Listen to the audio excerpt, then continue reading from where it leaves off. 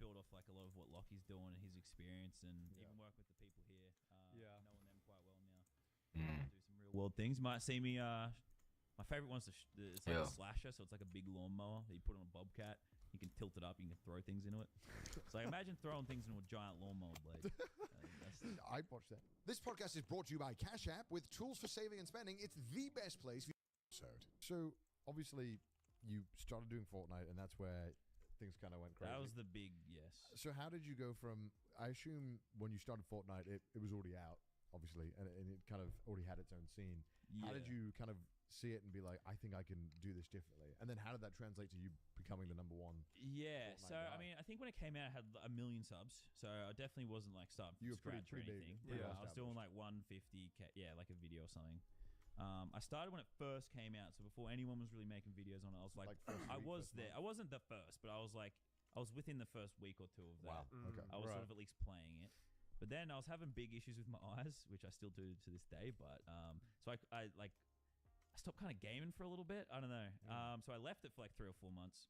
Oh shit. And then I started seeing everyone going skits on it, and I'm like, fuck them. I want it. Like, what the hell? This is bullshit. I want a piece of the pie. They're getting like 6 mil views a video daily on this. Like, this game's crazy. And like, I loved playing it, but it was just like, genuinely, I couldn't look at computer screens. I was in heaps of pain. Oh shit. So then I just said, fuck it, fuck my pain. I'm just going to do it. Your eyes are just like burning. You're like, all right, guys, gonna get a victory royale. I sum it up by calling it like eyeligma, but I have like 3 like conditions which are very Eyeligma. complicated. But basically, it means my eyes are always red. I'm in massive amounts of pain when I look at a computer screen, and there's no moisture in my eyes.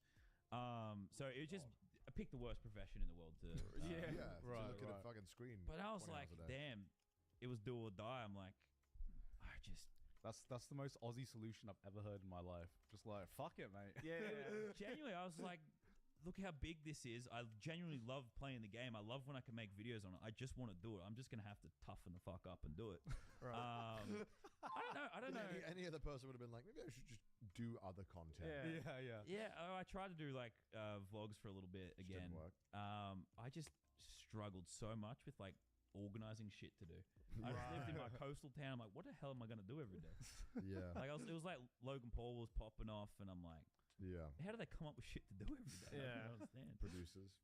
Yeah, I know, A but lot still, of like, producers. you ain't doing that on bloody Central Coast. Like, got Yeah, I nothing to mean, do. given it's a lot harder when you're not near much. Yeah. So, I mean, I think it was kind of similar to the sports videos where everyone was like, people were definitely doing challenges. They were doing meme things. They were having fun.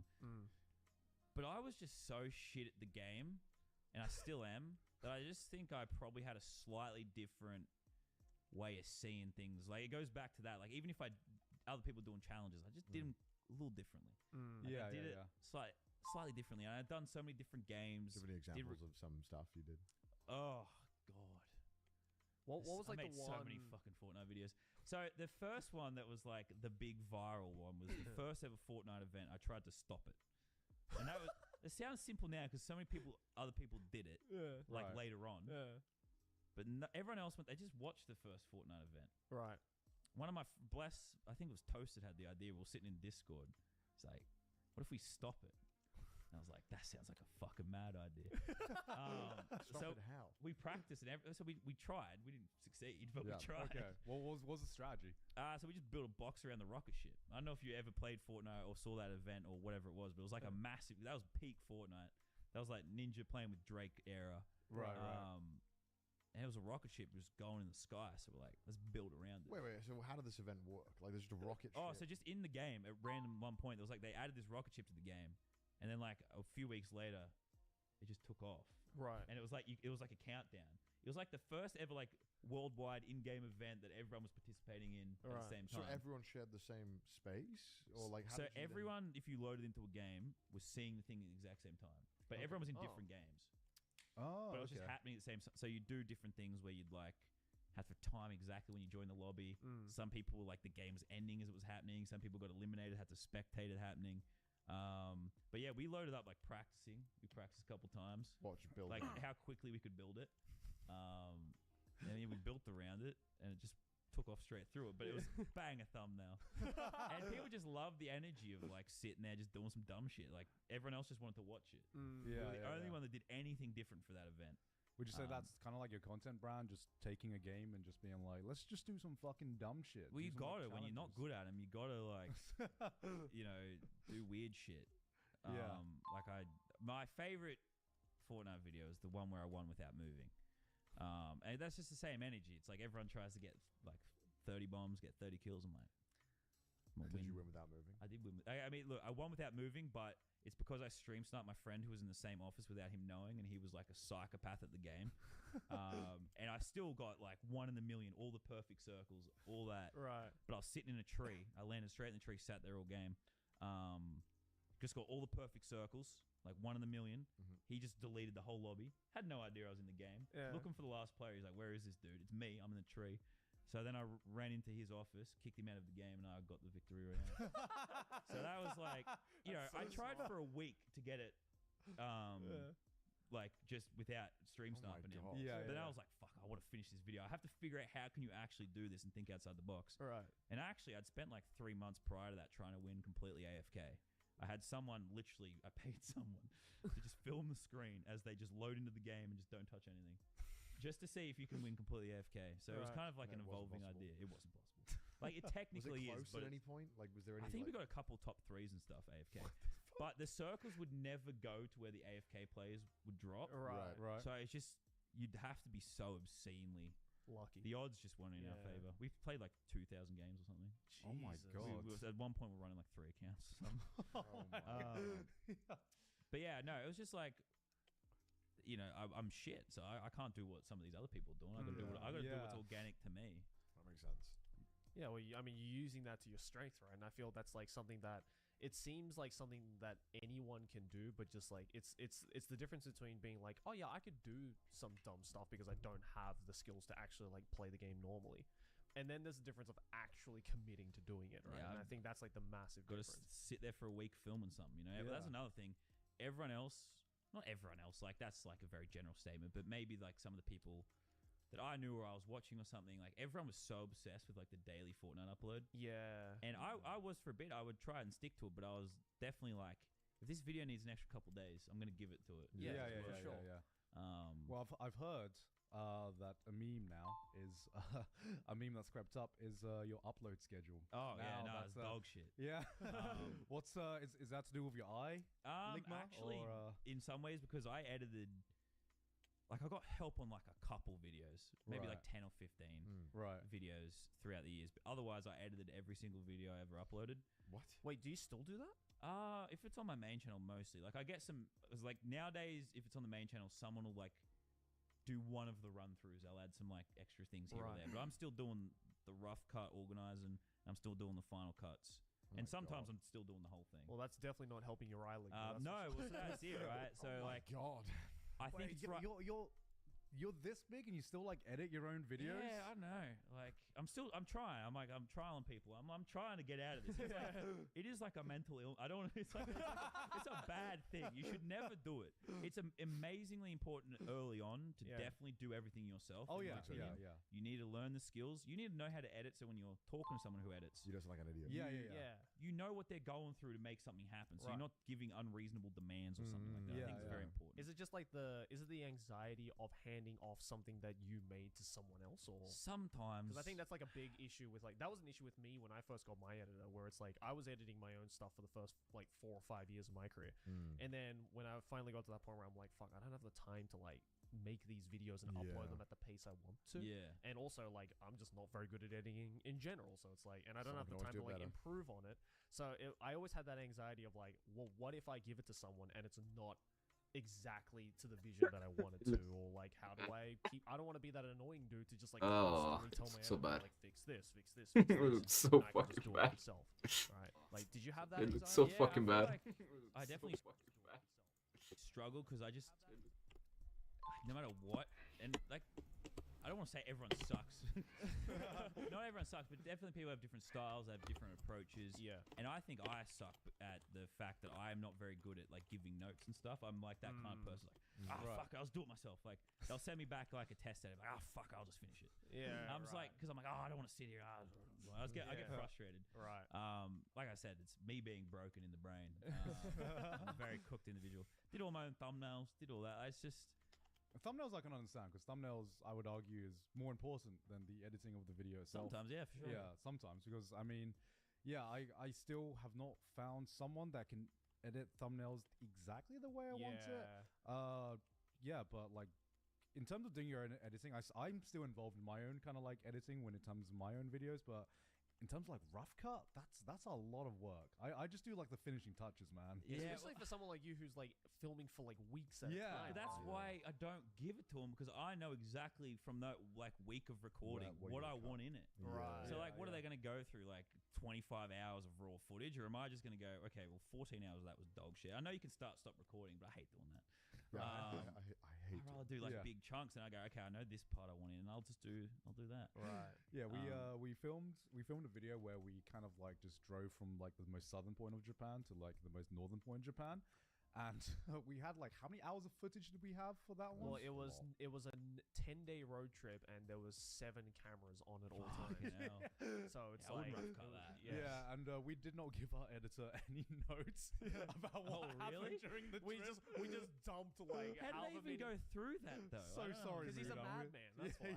Like, I don't see. That's where I'm like, I struggle. I'm not like the best like when it comes to like managing people or production processes or whatever. Yeah. I'd have zero goddamn clue. Yeah, Right. how many people are you working with now? How big's your team? I think there's technically 5 of us. 5? But that's mostly just like, 선수에서 아니 you know, 구마유 선수에서 스매 especially like, oh, 원딜도 making a 민영이 video on 선수에서 Roblox, 아니 like help me 구마유 find, like 선수에서 help me test these Roblox games. Like more of 원딜도 like, 민영이 선수에서 even if I 구마유 come up with the 선수에서 initial idea, a lot of the time it's helping me find the stuff I need to make it a reality. Yeah, sometimes a lot of videos just have like that annoying, anyone could do this. It just takes 10 hours or 5 hours to do Yeah. the basic thing. You're like, I don't have time to spend doing that. It's also Yeah. good to just bounce off people, get different perspectives, That's true, especially that's like Yeah. I do TikTok videos or something. I'm not just pulling up a YouTube compilation of TikToks or scrolling my own TikToks. It's like I You sent want- you I wanna, like, sent those curate it. boys, and I said, you got a week.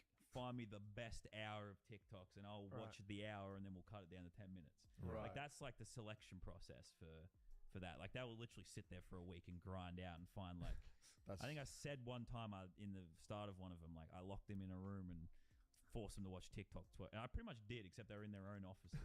Yeah. Like, I mean, that's parts like, because I don't want to watch TikToks first. Yeah. That just Yeah, ruins yeah. it. So that part, I'm, you know, I find it easy to get help because, you know, it's like, it's not the most complicated thing, but it's still like, they need to be funny. They need to understand what humor is. So Yeah, you yeah, still yeah. do need to find the right people, yeah. but Well, that like, part's been all right. yeah, I mean, for a YouTuber your size, 5 people is actually like a really fucking small team Yeah. from like people we've talked to at least. I mean, Mr. Beast has a He's got fucking like army.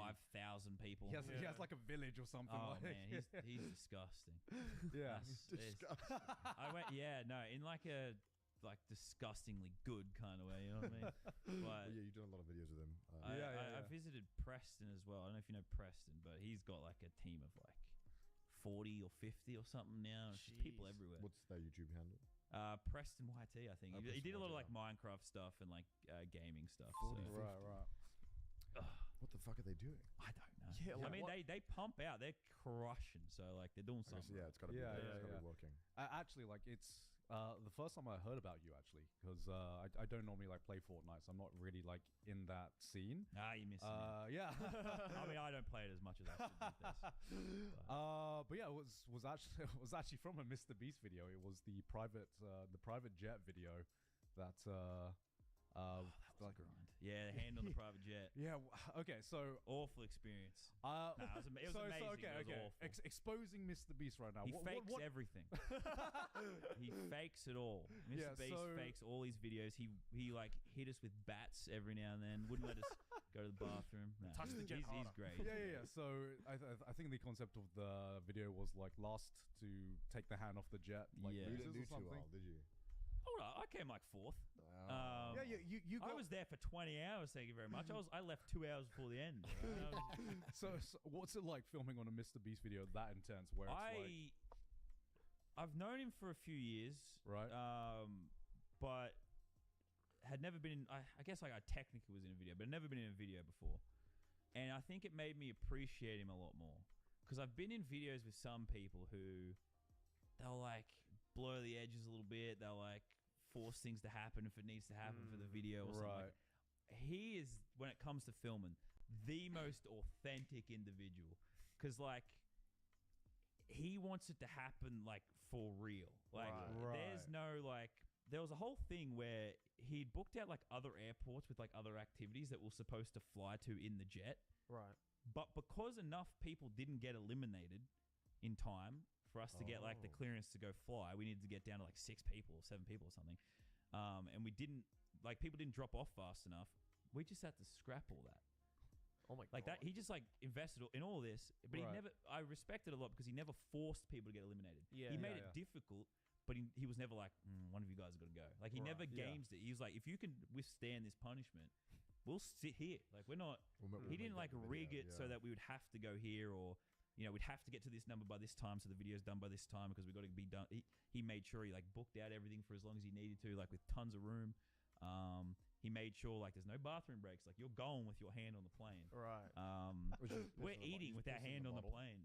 Yeah, he put like this little tent around us. Oh yeah, I remember seeing Yeah, this, and then yeah. you had to smell the urine of the people next to you. It was Oh my god. disgusting. Did anyone need to shit?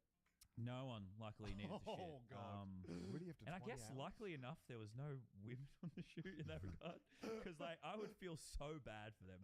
That would be like a cancel Mr. Beast moment, because like that would be mistreating them. But yeah, he's just so authentic and real when it comes to that, and that's why he has so many people and like so many staff, Yeah. and like he has all these contingency plans for every sort of outcome because he wants it to be authentic. Yeah. And I was like, he didn't even blur any lines. He was like, "This, your hand is on the jet. If you keep your hand on the jet, you win the jet. That's it. Right. There's no bullshit." Was it torturous? To have Oh, to keep your hand on it. Awful. It was awful. And because everyone else was a psychopath, like we're all just standing there, and you just had to keep. You can't sit down anymore. You can't rest any surface that was like resting your hand slightly. Can't do it. Yeah. Had to be held up like on top of the jet, Oh my like. god. And then he taped us together to another competitor, and that's what did me. And I just couldn't handle the tape anymore.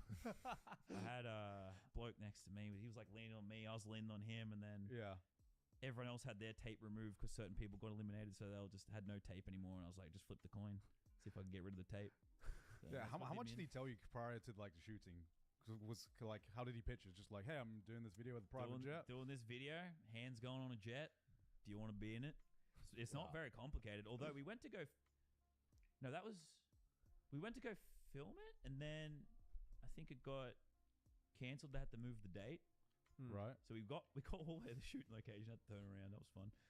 But that's because like everything wasn't ready. You didn't want it to be Yeah, no bullshit. So then we had to film it the day after the Sidemen charity match. So everyone was like exhausted. I didn't sleep really before it at all. There's a lot of eye ligma in that video. I was looking very fried. I do not do drugs. It is purely from a medical condition. So yeah, I mean, he picked the worst day. That's why like half the Sidemen weren't in it, because it They was were just after like, "Oh, charity fuck, match. yeah. Like, fuck, can't be asked. There's supposed to be more originally.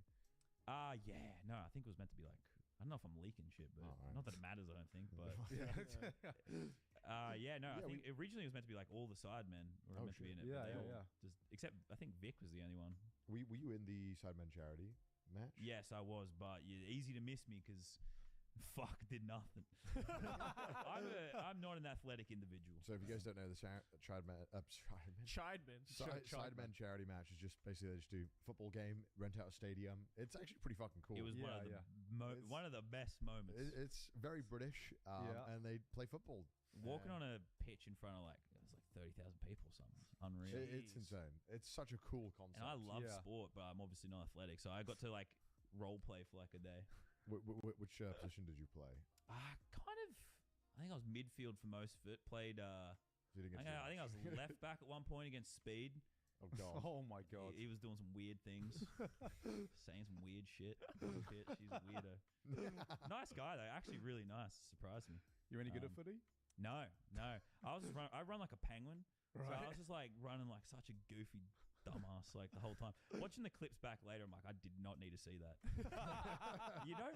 Have you ever considered how you run? You've probably never thought about it, have you? Yeah, well, no, because you never fucking see it. You just don't think about Yeah. it until No. you see it. Especially in, like, when you're an broadcast adult quality. as well, right? Yeah. You see broadcast quality of you trying to sprint after a football. fucking, it's eye-opening. It's eye-opening. It's shocking. So you never run again. I don't think I'm running again. Yeah. Swearing it off. I go Yeah. for jogs and stuff, and I'm like thinking everyone walking past me they're seeing that. They're seeing me running like a The penguin. penguin. Bro. The penguin. Either I'm a penguin or I got a shit in my pants and I'm trying to squeeze my cheeks. I thought you Keep did it a lot of in. sport as a kid, though. I play baseball, and I ran that's running. and I at ran that. to first base like a penguin. That's what everyone That's saw. why I sucked at baseball. Oh God. I don't have my brother's genetics. Damn. Did you only play baseball or like any other sports as well? Mostly baseball. I did a lot like school sport and stuff. Yeah, because what's I was normal? decent in, at rugby. But What's normal in Australia for like the curriculum? Because in like in England, obviously you have like footy, cricket as well. Yeah, There's I think mandatory for us it's hockey like as well. I think for us it's like cricket, like footy, like rugby. Yeah. That's pretty much it. pretty much it. That's all Yeah. all I did for PE was like, yeah, pretty much just cricket. Yeah. Yeah. Not keeping your hand on the jet. No, nothing prepared me for Damn, that. why didn't school prepare me for the real shit that's gonna Man, I happen? think if I'd have slept the night before, or if I just if I won that coin flip to get the tape off, I reckon I won. This episode is sponsored by Grammarly. Boys, as a certified CEO, I have to look at you, I have to Joey. write a lot of emails to clients, all right? But sometimes I just can't be bothered to come Yeah, up and I get it. formulate all of these different responses in a What? professional manner. Word I wish a hard. robot could do Words it. are hard. Thankfully, Grammarly is there to help me. Grammarly is an AI-powered tool that's been in the space for 10 years now. It assists with all aspects of writing, including brainstorming and revising. If you ever need a little bit of help, just click that green button, and there you go. You'll be able to write in your prompt of the help that you need. It's that easy? Yeah, Grammarly's got your back. Plus, sometimes I need to get through all of those piles of emails so much quicker. Luckily, Grammarly can help me summarize my emails and Thank provide God. suggestions on how to reply in mere seconds. And boys, I'll be honest, sometimes I'm a little dumb, as you know.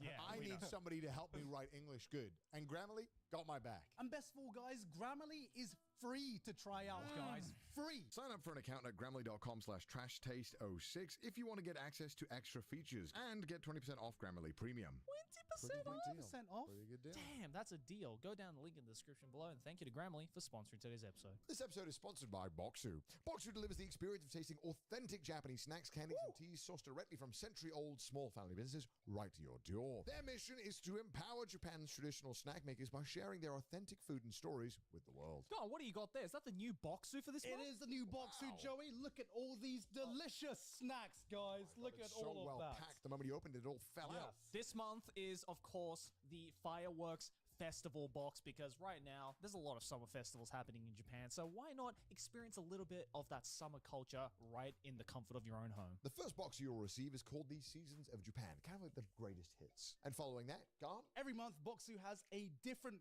theme, so get your hands on this theme while you still can. Oh, this is a little snack that I always get at the Konbinis, but I've never seen it in a small version like this. This is Kamu Kamu Demon, which is like a lemon candy type of thing. Got that sourness. Nice. It's so Nice. refreshing. So Gon is trying one of the sour gummies with condensed milk. How is it, Gon? That's really good. Yeah. Oh, this Also, is what I not to needed. mention, every single Boxu box comes with its own tea pairings as well. So today, or this month rather, we have the Ashigaracha foot pattern tea. Oh, wow. I've never heard of it before, but I'm sure it matches perfectly with every single snack in this box. So to get $15 off your first Boxu snack box and support our channel, use our code TRASHTASTE at boxu.com. That's BOKKSU.com. That is BOKKSU.com with code TRASHTASTE for $15 off your first purchase. I'm going to finish Back to this the now. episode. Bye. One thing that you did with Fortnite, which I found really interesting, was that you have a skin in Fortnite. Yes. How did all that come about? Like, was that conversation? They approached you like, we want to put skin. Yeah, in no, your I think game. they contacted the first 5 all together and just said, "Hey, we like you. You want to be in the game?" And you're not going to say no, so you say obviously yes. And then you sort of just begin. I think for me it was like almost 2 years Yeah. Right. from that first phone call. I think it was August 2019. For a long time, I didn't actually. It felt I Felt like didn't it want a wasn't gonna skin because, which sounds dumb, but it's because I already had a character, the Gingerbread Man, Oh, right. the Merry Oh, Marauder, that was already so integral to my brand and identity that I felt by just releasing a skin for the sake of releasing a skin, as cool as it would have been, it would feel disingenuous because it would just be like, backstabbing the gingerbread man. Well, in some ways, but it kind of just like I'm just forcing this out for the sake of it. I don't know. Like I Yeah. already was so attached to this thing. Yeah. Yeah. But then my girlfriend had the idea of making it the old me, like the young me before, who had the dream of like my Fortnite skin's a tradie, Right. so it was what I did beforehand. Yeah. So it was just kind of instead of trying to be some like superhero looking thing Yeah. or yeah, some yeah. crazy outfit, which they all look really cool. It was just more of like honoring the kid that always dreamed of being where I am Aw. now, which sounds like it's Oh, that's wholesome really- that's garbage, really right? I wholesome. get Cute. it. Yeah, Awesome. But that's why I was like, okay. That sells skins, baby. Yeah, let's go. Milk it. The Code story Laser. behind That's it. my one of my 2 tattoos, is just my Fortnite Oh creator my code. god, really? I'm just gonna put that right there. What's your other tattoo? Fuck this. I don't regret it, but it's definitely a lot. Sounds like a lot of It's regret. Oh no! What is it? It just says yeet. Okay, so when I was a fucking broken record. I could not stop saying yeet. Like you would have been. I don't know. I'm assuming like the Cold Ones one Yeah. comes out before this. Yeah. Yeah, yeah. But like Chad, all he does is say double it and give it to the next person. That's all he says. He always says to me. So I'm like, same thing. Broken record. I couldn't stop saying yeet. Even it was already a dead meme. So I made it my meme. The fact that it was a dead meme, I just couldn't stop saying it. yeah. So then I was like, it'd be I funny. mean, it's a if I fun did word it. to say. Yeah. But I was planning on getting tattoos all up this arm, so it wasn't gonna be quite Yeah, as yeah, distinguished as it is Hide the now. yeet. Yeah. But now it's just like yeet and code laser. Yeah, well, I remember Joey went through a phase where he just would continually dab, even when the dabbing meme Oh yeah. was I just was dead. keeping that shit alive. Yeah. Hey, nothing wrong with a good dab. Hit a Yeah. bottle flip, There's a then lot hit of the dab. things. Lot of I think things one wrong with the year, dab. it was like 2016, 2017, way after like the dab had already died. I was just like, I'm gonna challenge myself to see that if every photo I take and I That's upload sad. onto the internet is of me dabbing. No. Oh god. Yeah. And I did it for the entire year. If you look up any photo from like 2016, 2017, it's me dabbing. There isn't a single normal photo of me in that. Just holding year. a fidget spinner or something. Yeah. I should have yeah. double fidget spinned you. I hit a fidget spinner with a sledgehammer once, and it slammed into my ankle and like fractured my ankle. That's the one video I made with a fidget spinner. You got taught a harsh lesson. Yeah, no, it was Yeah. like a metal one. I was like, oh, I reckon I could break this with a sledgehammer. So I hit it and just slammed into my ankle. Me versus $10,000 fidget spinner. It probably was some cringe ass title like that. So you got the skin made, and then it came Yes. out. And what was the reaction like when you It brought was out? funny because like a lot of people loved the message behind it, but everyone who wasn't Australian had no fucking clue what it was. What was the They message didn't know behind what a it? trade Well, they don't was. want to trade it because like What was the skin name? Was it just called? it's just called laser beam. Okay. I'm pretty sure actually. I think it's just laser beam. Yeah. But what was the message behind it? Well, it was just pretty much just like Well, his old self. Yeah, yeah, the it's old just my guy, old yeah. self because I did a video and like I did the lowest production value video out of anyone who announced their skin. It was funny. I did the thumbnail like 30 minutes before it went up. Oh I my was sitting in Discord with Lockie like, this looks alright, isn't it? It's only like one of the biggest moments of your life. Yeah. You're just throwing this shit together last minute. I'm like, Ab, you're right. Yeah, so I kind of did a video on a job site that my dad's working on actually. So it's kind of like it was a throwback. I went there. I Yeah. just talked about Yeah. the skin, why I picked what I did. So a lot of people really like that, but they're just like everyone else is all these glowy characters. Yeah.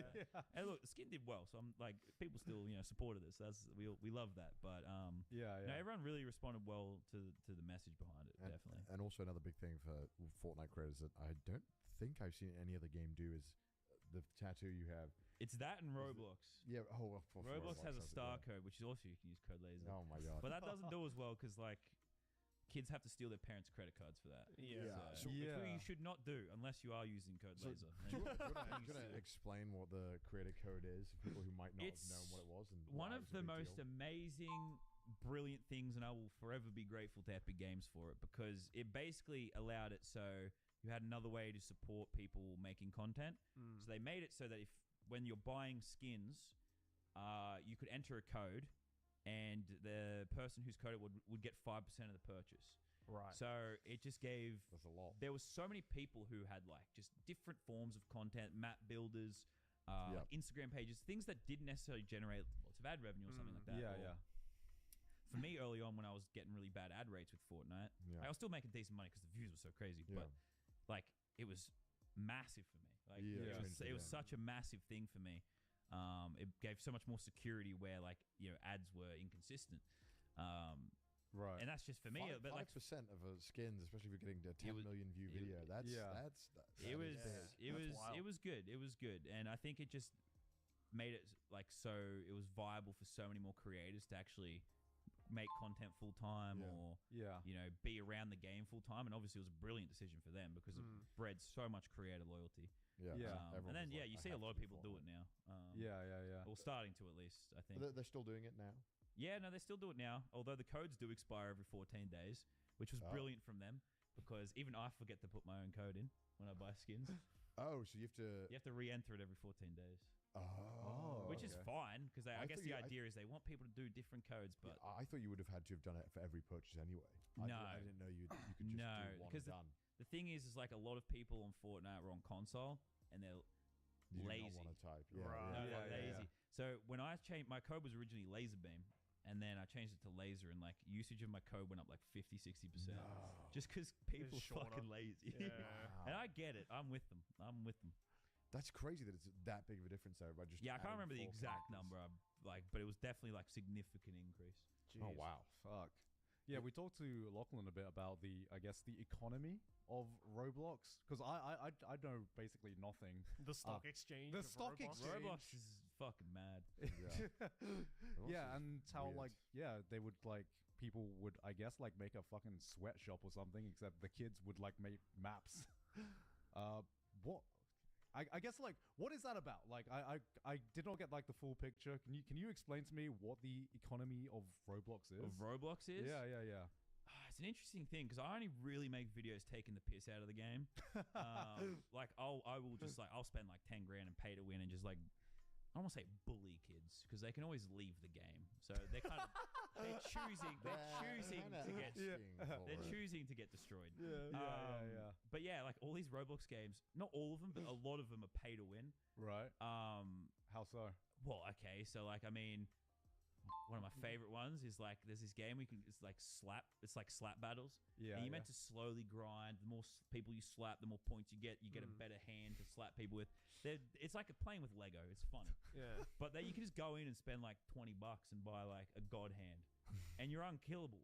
And everyone who joins the lobby, you just slap the fuck out of them, and you just knock them off the map, and they can't do anything about it. And it's the funniest thing. I'm like, this is $10. This is cheaper than a movie, and I'm sitting here having the time of my life. So I guess a lot of kids just love buying that shit. There's also you can buy items. So there's thousands of games. Right. It's just anyone can make a game, anyone can upload any game, and then you can monetize it however you want. Right. And I think you get 30%. So if someone spends $100 on your game, you get $30. Right. And yeah, that's a nasty cut from them. I feel like they provide the servers, the game I guess engine. so, I've yeah. talked to Yeah. developers about it because I thought the same thing, but the developers some of them at least seem quite happy and content Right. with it. But you can create cosmetics. You can have Yeah. sell. A lot of them are pet simulators and stuff where you buy and trade pets like it's fucking Pokemon, except they all just look like squares. And bless those guys, they helped me make a video. So the game's fun and it's just addicting, and it's just kids just love collecting these pets and upgrading their pets and having more powerful pets. And they spend money to get those pets. And you come along, you're like, how can I best ruin this kid's day? Oh, today? absolutely. So my big thing is I just like to spend a bunch of money to get on high scores. Right. So there'll be these kids that are grinding for months. You see their played time. No. I come in 15 minutes, $300, number one, and I'm like, job's done. It's a good lesson to teach kids. It's my most popular video on my channel. Is the first episode of that. This sounds like a great video idea. Yeah. It was sounds fun. mad, but so yeah, basically just sell the cosmetics. Whereas for Fortnite sell the skins. In Roblox, you just people make the skins. Right. And you buy it off a marketplace. So even your character that goes from game to game, someone's just made that skin. So that's why you get all the meme ones. People just run around as SpongeBob or any character you can think of, any meme at any time. Right. And that's just how. And they just take their cut off that. It's all pretty much all UGC, user generated content. It's Which smart. is I mean, brilliant. Roblox is worth I think well over $1 billion. Surely, I think so, It's yeah. crazy that it's worth. I think it's the most valuable game. It's the most played game, I'm pretty Yeah. sure. It hit Jeez. on update nights for it, which I don't know what they are, but it gets up to 10 million concurrent players. Yeah, it's Not like daily active, like concurrent. yeah. Fuck. There is more people probably playing there's a game called Blox Fruits, which has at any given time 300,000 to 600,000 concurrent players playing a Roblox game. Oh my god. About being an anime character. I think it might be based off One Piece, but a rip-off. Block fruits. Yeah. Blox sounds Fruits. like- yeah, But sounds it has right. more players concurrently than all the Fortnite game modes. Yeah, that's kind of. Epic Games' biggest game has less concurrent players than fucking Blox Fruits. And I'm like, that's a compliment to fucking Blox Fruits because like it's a Yeah. great game, but like what the fuck? Also, it works in a browser. Yeah, it's on a phone. Yeah, I think that's like two big things Oh that my just make it God. like easy. You know, it's so It's easy. Lego pieces with anime swords. And it's more players than all of because Fortnite recently just showed it so like they'll show their concurrent players and all their because they're yeah. trying to do a similar thing where they like there's all these Fortnite maps they want to do a lot of UGC generated stuff, but and so now they show you how many people are in Battle Royale right now. Yeah. It's less than Blox Fruits. It's fucking crazy. What do I'm they getting from this is I got to play Blox Fruits. I mean, if probably every 10-year-old in the world is playing Blox Fruits, so that's what I Alright, get. damn. Jesus. And How do they are making tens of millions of dollars a year. How do they get around copyright if it's like user-generated content? I That's just the golden question. Yeah. I You mean, if there's don't. this much money and You this wait until much, the cease and desist. I feel like the big boys, like say Blox Fruits, just everything's a different name, everything looks slightly different, but maybe Yeah. it's just got a similar energy. But for people making like meme skins, I just don't think they care. Like they just like ban them if it's like bad or something. Like, right. I don't know. But you'll see people run around with some funny ass characters in Roblox. Yeah, because I guess it sounds like a similar thing to like say VR chat or something where all like the avatars Yeah, are it's definitely similar. user-generated. VR chat's fucking great. Yeah, but except I don't think I think right now it's mostly user-generated, and I don't know if they're making a profit or anything like that. Well, there isn't 600,000 people in VR chat. Yeah, for sure. that's the thing, right? Yeah. That's the thing. Jeez. And that's VR chat one doesn't have block Roblox fruit, game. man. It's crazy. I don't know how VR chat. But works, I think Roblox is also like the biggest game on YouTube right now, like far and away. For, Right, like views. right. But you just never necessarily see it. But it's I guess because it's if you're our age, you definitely don't. see it. Yeah, no, it's not for me from like a content watching thing necessarily. Yeah, but yeah. God, I love playing it. It's so fun. I recommend everyone who has, if You're like- you you're ever like, got some "My eyes only have disposable 5 income money." for Look, like a little bit, just go bully some You kids. you are teaching these kids a valuable lesson. Capitalism. You know? Get ready for the real world, right? Life comes at you fast. There's always someone with a fatter wallet. 100%. You got to deal with Get that. good. There's Skill issue. What's the most fucked? Spawn issue. It's the Spawn spawn, issue. One issue. Yeah. there's one thing I want to ask you about. This is one of my favorite Fortnite controversies. Oh, really?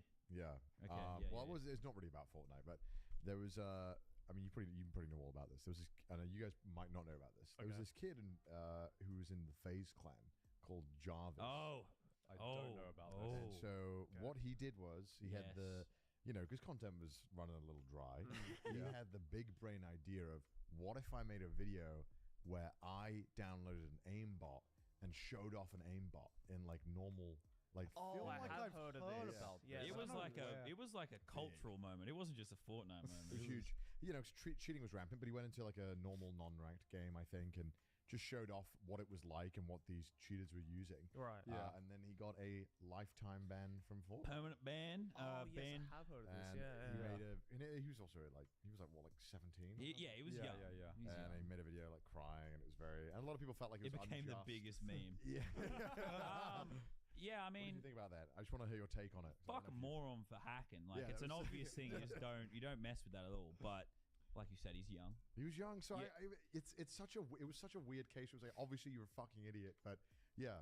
I think it's you're like a kid. double standard thing, right? It was usually because if they made the exception for him because he is young and he is popular, what, What does that what say about to the the other kids people who that are actually just watching? hack? Yeah. Right? Obviously, he's Yeah, not yeah. hacking because he needs to. He was good at the game. He was hacking to show a point or make a funny video, whatever. But it's like, where do you draw the line then on like other people's ban appeals and stuff like that? It You was a c- you tough kinda spot have for to. Epic to be in. I would have unbanned him, but you know, They could have also banned him and had a time limit on it, which was also another option. But I think it's just like the usual thing is a hardware IP ban every Yeah, that's person. But true. I would say the one argument I have against that is usually because most people who are banned do not have their identity attached to it. yeah, They can do just get it they on are PC. able to get around it. Yeah.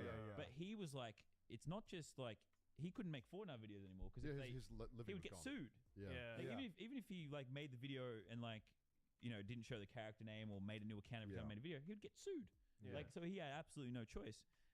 I think yeah he probably should have been unbanned, but How did bit of a fucking did they moron. get resolved or No. did he No, just never- move never got games? back. And Strange. credit to him, he's found ways to pivot throughout the years, but it's just a shame because he was good. He was popping off. He was going crazy. It was, yeah. Yeah. It was huge news when it happened. I remember it was, and everyone had an opinion because it was As everyone does it all was the time it on was Twitter. A good story. It was a Everyone- fucking story. Whether they should or shouldn't, I've Yeah. got thoughts on this.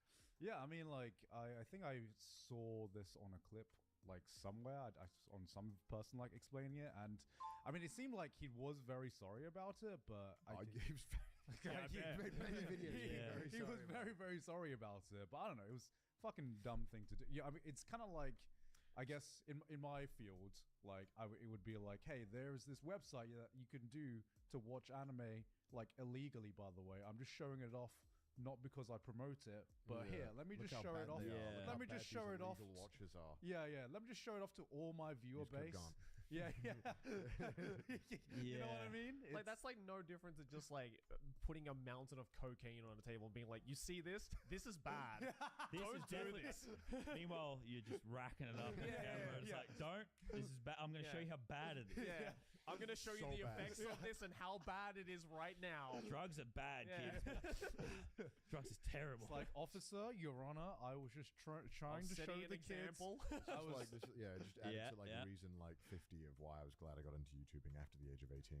'cause I was just Yeah, like, yeah. Well, I think it's like an interesting thought, and I think of this with a lot of YouTube controversy where people do something dumb. It's like there is a feedback loop that happens on YouTube, Yep.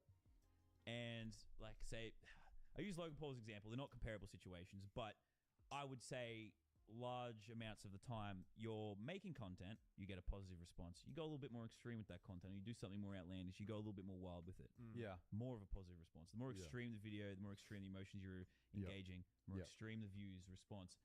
I'd say with like Logan and his forest thing, obviously horrible thing to do. But up until that, every time he did something crazy, getting constantly like positive feedback. Everyone Yeah. on Twitter Yeah. From loved his him. audience, More- I think. Even honestly, in general, I would say at the time he was in YouTube Rewind. He was the face of YouTube at the time. He was getting 500 million views a month. I'm not saying whether he was Yeah. doing the right thing all the time. I feel like I'm- there was a good chunk of people who on the internet who were not a fan though, even before that. And I think that was like the he finally Yeah, did it was like Cool. two Shut the opposite fuck ends of the up. spectrum for But sure. I'd say like, even the bubble he was in, I was saying Yeah. like, well, he could be a bad person anyway. I'm just saying that Yeah. like for that thing, he was constantly going crazier, getting more good Yeah. results from it. Yeah, yeah. I don't think he started out saying this is a great idea. This is where I want to end up. You know, and obviously it's very different to the Java situation. But I would say in Fortnite at the time, like Oh yeah, people who yeah. were doing videos of like catching a hacker or something like that, you're getting all these positive responses that makes it so you don't fully consider all the potential outcomes for Yeah. what you're actually creating.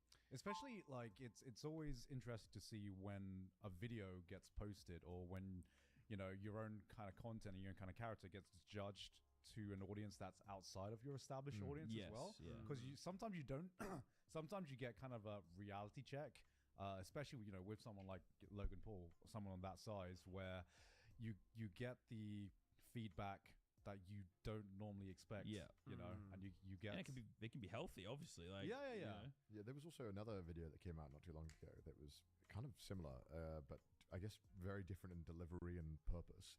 There was a guy who did a video about Tarkov and cheating in Tarkov, and in the video he downloaded an aimbot, and he was trying to find other people who were also using an aimbot, and it was really kind of compelling because there was moments where the two aimbot dudes could see each other through walls and stuff. And they were like noticing each other and giving each other That's signs. active. And they would be like, "Don't shoot me, I'm also aimbot. Go and shoot someone else." We're friends. We're Yeah, friends. yeah. And he was just kind of like documenting. It was a really good video, and it kind of threw that community into like uproar because they were like, "What the fuck?" Yeah. But I also, Well, that's it. Like, I think there's been so many videos I've scrapped because I'm like, oh, Epic might not like this, or this game dev might not like especially it. when But I'm like, I guess that's also a way where the creator code or maybe the skin has a little bit of power. Hey, over I it, would where say, it's I would like- say for sure. But I think there's just how far can I push it before I get like in trouble off Epic or something? You know, Yeah, we did slap this on the video where we played the old versions of Fortnite that people sort of like re-uploaded and remade, and we worked out after a while you're fine to do it as long as you don't do the multiplayer one or you don't use skins. Because I don't want it to be like people can play this other Fortnite where they're not buying skins and stuff like that. So it ended up being fine, but it was like there's a line here and we're here. Always teach Yeah. me. Yeah. always Have you teach ever me. been contacted or been told like off Epic the Games told me records? to take videos down. Yeah. Oh shit! Oh, I was wow. doing like a glitch or some shit, and they'd be like, "Yeah, no, fuck that off." And I was like, "Look, I love you. You can do whatever you want." Fair enough, because like it was actually something they just couldn't fix for a while, Yeah. Yeah. and it's it kinda was like embarrassing. game breaking. What was the Okay. glitch? Can I? So it was. I think at the time you could fly a helicopter or something well above the height barrier, so you could just get a bunch of meds at the start of the game and just sit up there and just heal without anyone. Like no other player could even see you. Right. You could Right. just sit up there and you just win every game. You uploaded the video doing that? Yeah, everyone did. Well, because it was like early on, it was like a rat race, bro. It was like it was like if you didn't do it, you someone had to else get was this gonna do video it. out. Yeah. I used to sleep like 2 or 3 hours a night, edit my own video. Like I'd try and like sometimes weep as I'm going to sleep, but I had no moisture in my eyes. I couldn't cry. It was a fucking grind because you were in a constant hustle to get that stuff out. I didn't have time to think of like, oh, is Epic gonna like this glitch? Yeah. I mean, at the end of the day, like. Fix your bugs, my Yeah. problem. Yeah. But they asked nicely. I'm like, fair enough, that's reasonable. Like they Yeah. explain why. I'm like, I'm waiting for the laser beam apology video in like 2 years. Being like, Sorry I didn't mean it. sorry for hacking your game, bro. Sorry. But yeah, I mean, like, they didn't ban me though. But I was Yeah, yeah, constantly yeah. scared. Sometimes they would. Do you play other games outside of the games you make content around? RuneScape. I still play a little bit of RuneScape. I had a WoW phase at the start of this year, Oh, or end of no. last year, I should say. WoW Classic. came out, yeah. Dragonflight came out, the new expansion. okay. I did do classic Burning Crusade Yeah. for a bit. I just don't like other people, so I can't raid. We'll learn 5 more consonants. Well, I get socially anxious, so I don't like. I feel Unless they're children, right? Unless Yeah. well, unless I could you just get the children that if you I- can bully. if I could not just pay interested. money to be better, then amazing. But like, Saudi prince win the game. I ain't beating like Illidan with like a couple V-bucks or something. I'm like, I can't just pay some money. So yeah, like raiding like intimidated me, so I didn't keep playing. What else do I play? I play still a lot of sports games. Play a lot of Crusader Kings, like the strategy games. Wow. Wow. Love that shit. Been playing Super Auto Pets a lot lately. Shout Yeah. out. Mobile games. What else do I play? Honestly, like it's either hardcore strategy games I love strategy games. or yeah, I'm yeah. quite literally just playing a sports game of some kind, probably. Yeah, Right. FIFA. Oh god, the good old days, man. Yeah, it's really hard to make videos on strategy games though. Or It's There's- really tough, but some people do make some great Crusader who's there? Kings. There's another Aussie who does. I think he does like Factorio videos, Oh, I haven't seen that, unfortunately. Sounds like I'm missing out. and they're really good because Factorio is probably the most boring fucking game in the world to watch someone play. But some people can make But- shit so compelling. Yeah, they just make it into a good narrative, and it just works. I forgot the guy's name. He's very funny. He does like Just Cause speed runs, but when I say Oh. speed runs, they're like 70-hour runs Fucking hell. in one go. Insane humans, man. Yeah, Insane yeah. humans. Actually, like just another level of insanity. You mentioned earlier as well that when you started out, and maybe you do now. You had imposter syndrome, but obviously right now you're at like such a Still, high, it's worse now, I reckon. high level. Like, does it? Yeah, I mean, how does that come into effect with slowing down making content, or do you second guess yourself a lot more when I think that is. I think when you're in a rhythm, it's easy to I just know keep that, yeah. going. Yeah, yeah. And you don't think like you still have imposter syndrome, but like you're still just in a rhythm. Yeah. When you sort of because a bunch of shit happened in my life in 2021 that was sort of the reason to take a step back. Yeah. Right. Shit that was outside my control, unfortunately, but life's fine now. But it sort of broke that rhythm a little bit, and all of a sudden, when you're out of that rhythm, you start overthinking videos a little bit, and you're like, I know what you mean. I know. What you Yeah. mean. Yeah, and You then- get like an 8 out of 10, a 9 out of 10. maybe I'm not as good as I thought. I don't know. This is crazy. And it also just becomes down to like a lot of shit's quite boring in gaming right now. I would say, unfortunately, like there's nothing that really makes me too enthusiastic. Yeah. So I feel like if I'm not fully believing in the video, it's not worth it. It's not worth it. Even though people just like seeing you have fun, just do something. Well, it sucks, right? Because you kind of get that. You kind of get like a false allurement because sometimes you get some videos that just feel so right and it works perfectly. Yeah. And then you're like, damn, but this other video just doesn't feel like that. And it's like, well, that's what having a job is. Yeah. Yeah. Not relying on that high of getting everything perfect. It's having to force yourself when the idea is maybe not as good as it could be to either make it better or just power through and make it decent. Yeah. Yeah. But is that not like, I would say, some of the massive privilege that comes with like perhaps you absolutely. have some previous success Oh, absolutely. Yeah. and there isn't that like do or die. Like when I was leaving the job site, it's like, it's this or I'm have fucking no idea what I'm doing with my life. Right, yeah. You are just whatever it takes. Whereas Yeah. now you have choices. I Yeah, could now it's yeah. great. Yeah, I that's can great. go be in yeah. other people's videos. I could do this. I could like You can as- not upload a video. I could for- I could not I could honestly not upload, but I still love it. I'm still obsessed with Yeah. it. So it's like you don't have to do stuff you don't necessarily want to do, which is a massive privilege, but it does lead to that like paralysis, like decision paralysis in some ways Yeah, too. yeah. Especially when you start doubting yourself with like, am I as good as I used to be? Like, well, Yeah. people don't Yeah. like me anymore. Like, but yeah. Have you ever thought about doing things outside of just like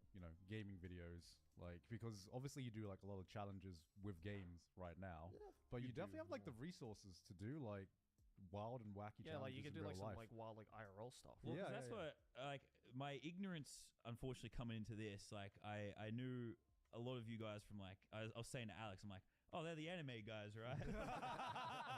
and that's like my ignorance. I apologize, but No, like no, he no, was that's describing, right. You're like, not wrong. You're not you wrong. guys, you're like, not wrong. like there's a lot of like origins there, but you've like sort of expanded into other things. Yeah. and stuff Yeah, as well. yeah. I think definitely like I mean I've done pretty much everything that can be done like sitting on your computer, like Yeah. Right, any so sort now of you're like- React stuff, streaming, gaming, whatever it is. Mm. And like I said, when I was doing real world stuff, it was very more vlog style. Yeah. But I think it is definitely like a goal of mine this year. Especially, I've done a lot of stuff with the Sidemen who do a lot of like all they do is I mean, that's Yeah, that's that's- crazy. yeah, all yeah, they do is pushing it. the real world stuff, and I think it's just fun. I'm like, I don't really care. Like I've been there, done that when it comes to getting views. It's not really about that, I Yeah. suppose. Yeah, Che yeah, fossa. Now. It'd just be cool. I think it'd be a cool little thing to see. So I'm definitely trying, but we'll see. Yeah, because I feel like I don't know. There's a feel. I feel like you would be so entertaining to see you guys just like see you just doing challenges IRL instead of bullying kids.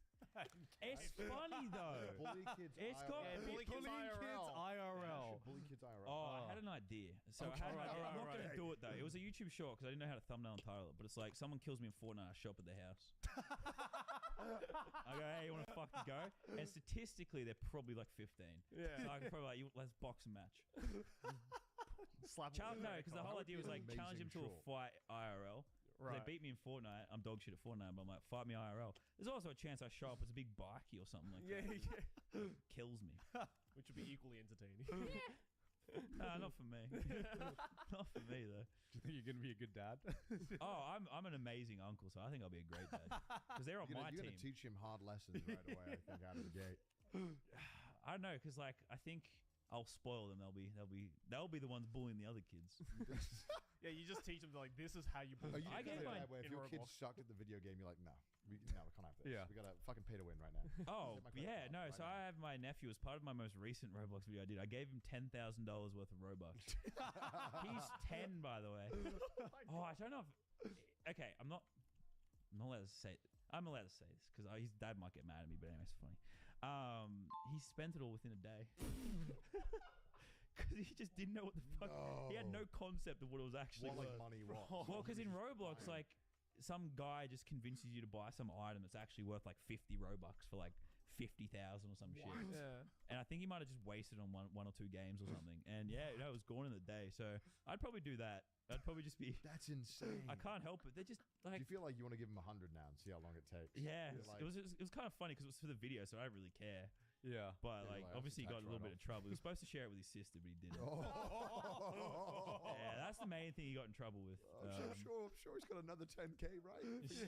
Unfortunately, if I had some left, but it's really hard to buy that many Robux. Nothing wrong with spending 10,000. The fact you didn't share though, Yeah, I mean, Yeah. big no. I just don't know how it went that fast. He messaged me because he has a phone now. Yeah. So he messaged me. He's like, Uncle Lenny, can I spend these Robux? So after I sent it to him, he's like, yeah, you can spend it. I was like, just go really slow, spend it over like 2 months or something like that. Have fun, enjoy yourself. You know, buy the things in your favorite games, pay to win, do that stuff. That's Yeah. fine. Yeah. Then it was gone in a day. Did he What are buy you doing? anything substantial? Or Fuck did you just no. get scammed? His, Like you just his character, I checked his account. It's got nothing interesting on it. Where did it go? What do you like? Someone's probably just messaging like, oh yeah, no, buy this like hat for like $1 million or some shit. Oh my He could have god. bought one of those like items on the exchange, and then he could have been like, "All right, Uncle, I've managed to turn the 10,000. He could be into 15." investing, bro. Yeah, like, Stonks. I'm a mogul of Roblox. I am. That's how all the richest Roblox like people like made that money. Yeah. Is they Yeah, like yeah. traded collectibles. Either that or they make the games themselves. But yeah, Sure, no, yeah. I'll be probably spoiling them. I don't know. Yeah. I know you should teach him a lesson in like investment. I don't know why, but the send him bankrupt. yeah. I wish my uncle gave me an investment lesson. God. You gotta go through bankruptcy court now. You're actually broke. Now. You gotta wait 7 years to be able to have there has credit to be again. there has to be a Roblox bankruptcy, man. There It's probably like no. you have to go into the court and some Yeah, of 10-year-old's like, course. what is your case? There's money tycoons. Yeah, and stuff, God. probably. This- But yeah, some of my favorite real world videos I did with him. Like he's an audience favorite. Yeah. My nephew. God, like Maybe I'll get back to that. Like just take him on adventures and like, yeah, because this getting off topic now, but like, kind of like the one scene, the one and only scene that stands out to me the most in fucking Yu-Gi-Oh. Remember like the original Yu-Gi-Oh anime? Yeah. There's a scene where this is how I basically learned about stocks. Basically, it's I know the scene you're talking yeah, about. do you know what I'm talking about? I'm glad we're talking about anime though. I've got opinions, but Okay, Okay, we'll okay. get into that in a bit. It's so it's like Seto Kaiba's like backstory, I Yeah. think, and he has like an adopted dad who is like, I will adopt you, but I'm going to give you $1 million, and if you can turn this into $10 million, I will adopt you. And that shit, game's the game, man. yeah, and basically Seto Kaiba explains basically like how stocks work in companies via like Yu-Gi-Oh cards, being like, I have 100 cards in front of me right now. What if I just buy 51% of this company, represented by 51%, 51 Yu-Gi-Oh cards, and I force them to mad. give them $10 million. That's how stocks work. And Oh my god, that's big what, brain. what if we do that with Roblox? I watched Yu-Gi-Oh on Cheese TV as a kid or whatever, but Right. I never remember none of that. Like I feel like as a kid, like I watched Yu-Gi-Oh, but I never intook anything that actually happened. No, yeah. I don't know. Like I mean, because also did you play Yu-Gi-Oh as well as a kid? I had the cards, but 'Cause I it pissed me off yeah. at the TV show. None of the cards worked the fucking same as they No, did as the really? actual. No. Yeah, like the TV show broke rules. They would just change the cards, and it annoyed me. 'cause plot I armor. really like playing it. Yeah, I was like, this is bullshit. Kuribo fucking sucks. Why does he keep using him? My favorite thing about like, and I think it was the same with like Pokemon cards and shit, is you just like anyone who had a color printer was just printing off like these Yu-Gi-Oh cards. Wait, they and did that? pretending they're real. I did Joey that. said it's I oh did my that. But my Bro, my you get parents bullied would, in my school if you did that. my Yeah. parents like refused to buy me Yu-Gi-Oh cards. There was times where we had like some money as a kid, and then times where we didn't. And the time where Yu-Gi-Oh cards were around, we had like nothing. So like my mom's like, yeah, you can't have any. So I had to lie to kids. Oh yeah, I got Grandpa's deck at home, or so I'm not allowed to bring it That's in. literally the Yu-Gi-Oh plot. I've got Grandpa's deck. There's like, where's your cards, bro? What are you doing? Same as Beyblades. I didn't have a Beyblade for like fucking. they were No, sick. because whole my year. dad worked at a printing company, so like we had like the best printer. Oh. So I forced my dad to print out all the Exodia cards. in, Yes, like, the mint condition, Exodias, bro. bring that to school, and they'd be like, "Whoa, he's got all the Exodias, My- bro!" Being 9 was such a great time. One time my friends had cards I really, really wanted. And I was like, fuck, okay, I'll trade. What do you want for it? And he gave a list of cards he wanted for all, I think it was the Elemental Heroes or something. Yeah. Yeah. Back when that was the cards. And so I met up with him. I gave him the cards. He gave me the cards. And I'm looking at them, and the top one's fine. It's legit. And as I'm like moving these cards around, all the names are just in Chinese. But not Chinese. They're in like Roman alphabet Chinese. So it's like What? it's like it's Chinese spelt out phonetically in English. That's and I pretty was funny. like, That's pretty funny. what the fuck is this? What is? That's a rare card. And I was like, what the hell? I can't read this shit. What cards did you give me? And they were like kind of discolored as well. Oh. You fucked me. Give me my cards back right now. And I got my mum to fucking scream at like her mum to give me the cards back because you fucking scammed me. I was Like, like, I what the fuck? summoned- My dad'll beat up your dad. I summon Bing Chilling Dragon. Yeah. It's just like, what the fuck?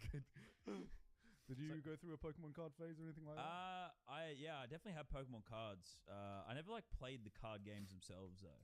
I don't think you're one of anyone The, does. yeah, That's what yeah, I everyone think does. every Like, kid. Not since I've been an adult though. Like I know Lockie's like loves his Pokemon cards, but Oh, and all of YouTube got obsessed oh with yeah, Mm. massively, gambling massively. for Pokemon cards. It was like Nah. the most sanitized form of gambling ever. Yeah. Yeah. I mean, it was some good investments for some people. No, I never like got super into like as an adult. Like I don't. I have no. Maybe I had some sick cards as a kid, but I Too busy on RuneScape, I think. too, Yeah. too busy on RuneScape. The man. real things that Grind. matter. Yeah. But I wish like I've thought about going because the reason I was bringing up the whole anime thing Right, is because I watched my first anime recently properly. 'Cause I watched Oh, Dragon Ball shit. Z, Pokemon, Yu-Gi-Oh as a Yeah, kid on right, Cheese TV on the morning cartoons, you know. Yeah. But I never actually like watched them because I was an Okay. idiot Right. and I was a moron. But I watched my first anime and I was very proud of myself. Alex behind the camera has been trying to convince me for a very long time. Watch Attack on Titan Fuck Nice. because it's in yeah. Fortnite. Oh my god. Captain Levi's The goat, dude. The goat. is the goat. Yeah. And I was just like, I just wanted to share that. I watched my first anime, so thank Fuck you. Hell yeah. And, Well, how what do you think about feel? it? No, it was sick. I think even still, because I watched the subtitle version. That's what I was told was the most authentic Smart. way. Yeah, Yes. yeah. Like weirded my girlfriend out a little bit because there's a lot of grunting and stuff. Like, like as they delay. Just all anime. And it's just like nani. Like I thought that was a meme, bro, but it's actually a word. I didn't know that. It's my ignorance. It's ignorant, right? It But means waft. It's almost Yeah. as if it's I an figured that out Yeah, from yeah, reading. yeah. I slowly figured out that when they were saying nani, like what was showing up. But that was cool. That was a cool thing for me to skip. I thought it was just a meme. What from Um, like the Omae wa mo shinduru? Yeah. It was just like everyone would edit into their videos like nani. I can't. Yeah. Oh my god. But it's just like there's so much like even in Attack on Titan, not so much the later seasons, but there's still so much wasted time. I think in anime. And, I Okay. think, and so there is in all TV. You got Fortnite brain, I think. Yeah. Oh yeah, no, I'm TikTok. Like It's I that need TikTok a brain, Subway man. Surfer. How is, clip how is or- time wasted in it? Explain. They just spend a lot of time just like repeating the same shit or like just talking about stuff that I just don't think matters. But maybe it's good for like world building or some shit. But I'm like, get to the Are you caught up on Second Titan? yeah. Oh, I wow. don't read it though. Was it? Alex knows what happens. Yeah. Was a lot of it confusing as well? Because Attack on Titan is a weird story. Nah, I got it from start. All right. Okay. No, shit. no. I mean, it was it was obviously just like keeps throwing shit at you. Yeah. It's like all of a sudden everything you thought was real, fucking wrong. Everything you thought was real, wrong. It just like keeps changing the game on you, which I thought was Yeah. really cool. Yeah. Like it just kept changing the scope. It was getting bigger. Yeah. Well, I think Attack on Titan is probably, like, in my opinion, arguably the best starter anime Oh, that yeah. exists No. right I now. think Death Note, Death from what Note's I've the heard, it was a No, great one for no. me to start in. Death Attack on Note- Titan's way Death better Note's than Death the best Note anime in to terms start of with. like. Well, first anime. that was the thing I was gonna ask. Is like, What should you watch? what's next? I've been told Demon Slayer, but Okay. I want to honestly like get a top 5 of what I should do next. In terms of starter anime, Chainsaw Man. Yeah, Actually, Chainsaw Man. before we get into this, what kind of like TV shows do you like, or movies? Oh, I'm a very broad spectrum person in that regard. I don't think I have any. The only thing I don't like is horror. Because okay. I'm a Me too. massive coward. Scariest movie I ever watched was Scary Movie 1. You know that's a comedy, right? Yeah, that's why it's fucking bad. I was like 6 or 7 when I first watched it, and I thought the scream mask was from that originally. Yeah, I thought that too. Oh, Yeah, I was- Oh, okay. And like that scene was like a dick that goes through someone's ear or some shit. I don't know. Oh yeah. Yeah, no, it's Oh, okay, terrifying. that was it gave me terrifying. nightmares. Oh yeah, Um, yeah. So yeah, I don't like horror. Otherwise, pretty open to anything. I Well, would luckily, say. anime isn't that great at the Not- horror not genre. Actually, anyway. I mean, horror's- Attack on Titan gets pretty fucking wild. That's Yeah, yeah. probably like Probably more the- gory than horror. Yeah. but Yeah, that's a bit more violent, gory than horror, but yeah, anime generally doesn't do horror well, so that's a good thing for you. It does it by accident well. Sometimes. Yeah, okay, Yeah. Like, okay. I don't There's think a lot of Actu- things that are horrific, Yeah. but not. Hey, like actually, there horror. are some like pretty like scary scenes in Attack on Titan. Like, Oh, yeah, of course, yeah. unintentionally. God, just remember remembering the first scene, remembering seeing that first Titan. Oh yeah. The- Like, can we? I mean, I don't know. You allowed to like talk about it. yeah. Let's talk Yeah. about Well, it. Yeah. just Spoiler, when we his can do spoiler. fucking mum gets eaten. Is Oh, Yeah, it's yeah. horrifying. Yeah. I had no context what this show was about to watch. Everyone's just like, watch Attack on Titan. I'm like, okay. I'm like, okay, anime can't be that metal, right? It can't Yeah. be that hardcore. It is. Yeah. I thought Yeah. maybe you'd see like sword fighting, like gory in that sense. Yeah. This man, like you're witnessing childhood trauma, like actual real Yeah. trauma. You can credit to the people that animated and stuff because like you see like lifelong damage being imprinted in this kid as his mother is slowly, dramatically chomped in half, and then it turns out it's his fucking stepmom that did it or whatever it was. Yeah. Like, Yeah. It's like his father's previous wife or some shit. It's like what the fuck? Yeah. What? Oh my god. Yeah, I remember the first time seeing like because Attack on Titan fucking blew up when it first aired from episode 1, and just seeing that first like smiling Titan, like the Oh, one it's that eats visceral, Eren's mom, yeah. that was like nightmare fuel. Yeah, you know, yeah. especially if you see as a kid. Also, the muscles on the butt cheeks of the colossal titan. That was traumatizing, man. You saw every man. fiber Like in that Dave, gluteus like Dave. He's doing some maximus. squats, bro. Yeah, 100%. Is it traumatizing? Maybe it was a different kind of feeling. I think you'd like Death Note. I think Death Note you'd like a lot. All right, That's all a right. classic. Oh, That's yeah. everyone knows Death Note. Alex, track these for me, please.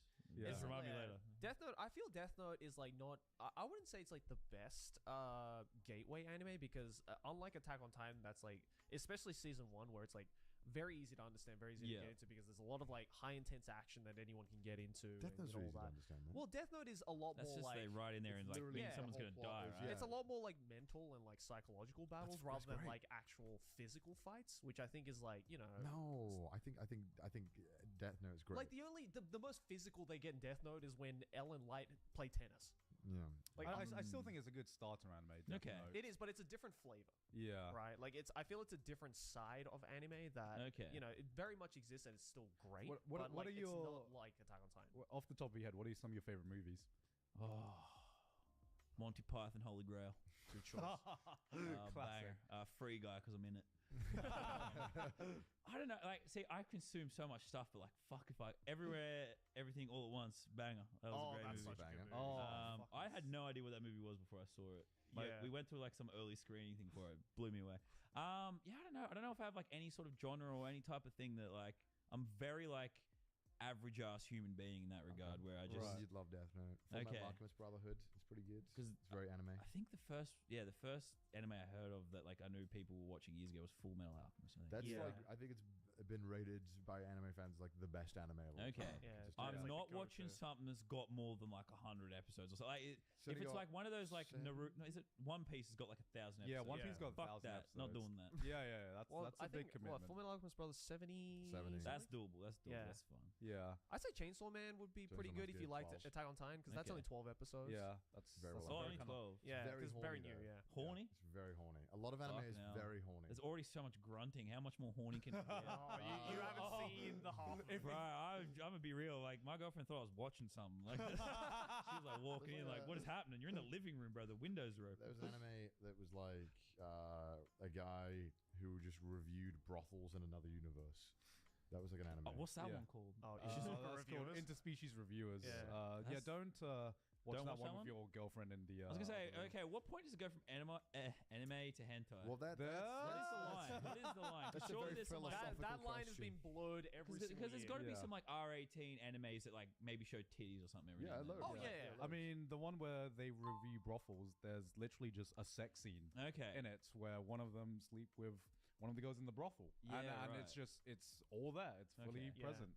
And it goes on for like 5 minutes or something. So we don't actually know what the line between hentai. That's like an interesting thought. I feel Yeah, they're like yeah. I've never had it constantly till now, pushing but- that line further and further, Oh, further yeah. to the Okay. point where it's like, I don't even know what it is anymore. Is it There's- just- there's is a lot of it fuck tentacle anime. or no tentacle? Is that the line for?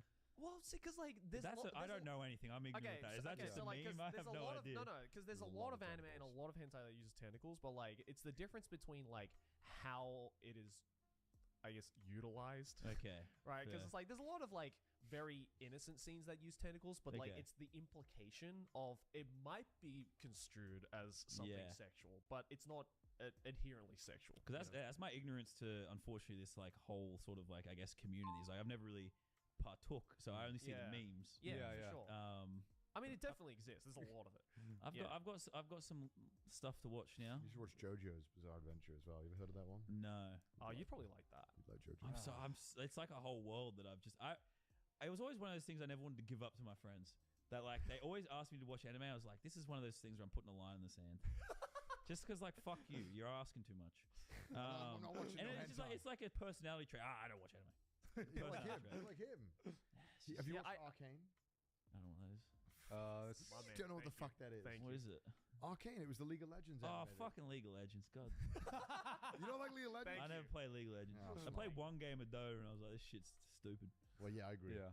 But what's the difference? They're There's MOBAs. a big difference. Big difference. Yeah, no, but I'm very much in the same like field as you, Lana, where it's like if people around me are continuously like shoving it down my throat, being like, watch it, watch it, watch it, it just makes me not want to watch it. Yeah, yeah, Yeah. no, definitely. I hate it. But I look after watching Attack on Titan, like I watched that in like the space of like 4 or 5 days or something. Oh, hell So yeah. I just went You're through it all. hooked. That was a lot of episodes. That's like four seasons of Attack on I was Titan. grinding, bro.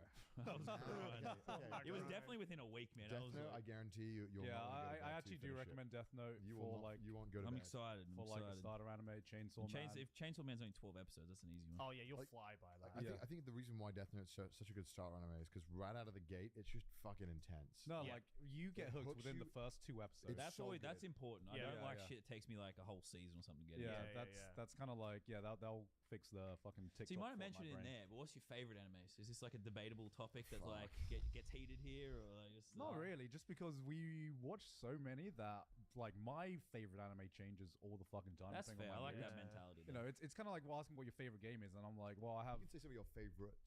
that's yeah. fair. That's fair. Some Or like- is it in that watch list already? Yeah, I Or was can't it the even. brothel one? Hey, there's no Small judgment. town. Hey man. Safe place here, man. Yeah, I'm not yeah, fucking- They can edit it out. Don't worry.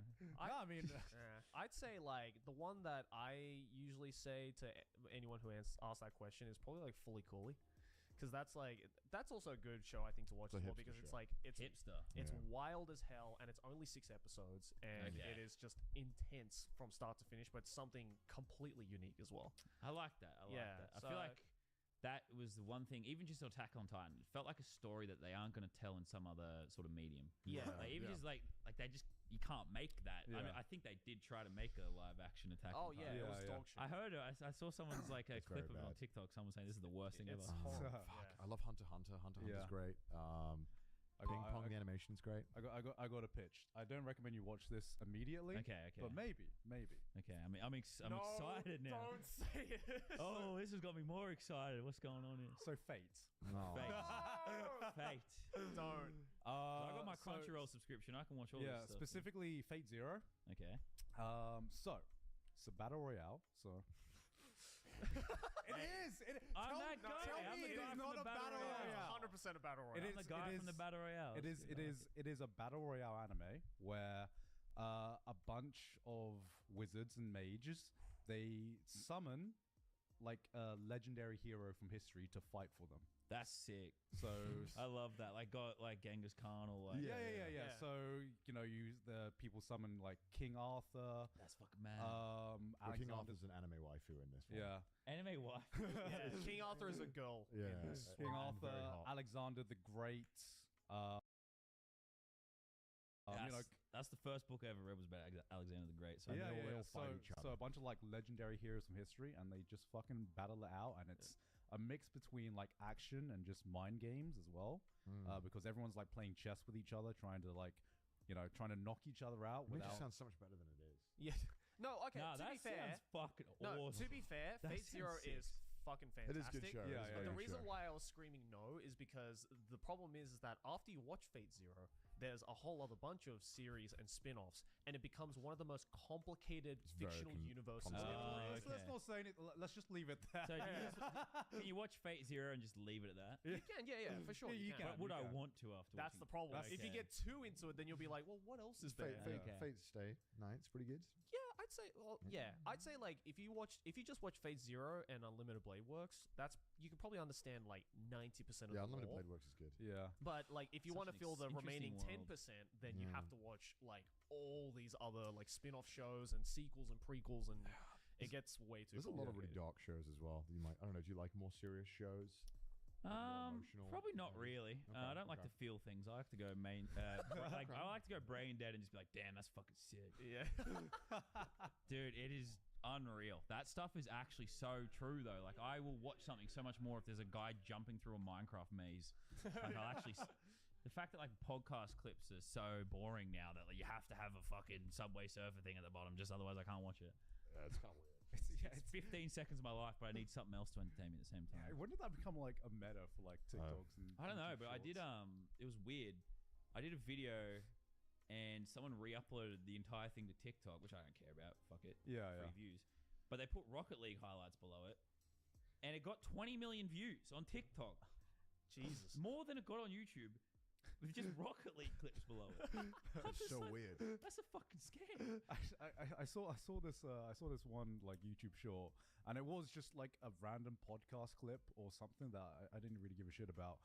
But what was so distracting there was this like mobile game being played at the bottom where you had to like collect coins or something. Oh, Subway Surfer, yeah. Was it Subway Surfer? It Yeah. was like the shittest player of all time. He kept missing every kept fucking fucking dying. gem, and I was like, That's how he got you engaged. I was like fucking Fair. and I went to like the comments and everyone was just like, I cannot stop.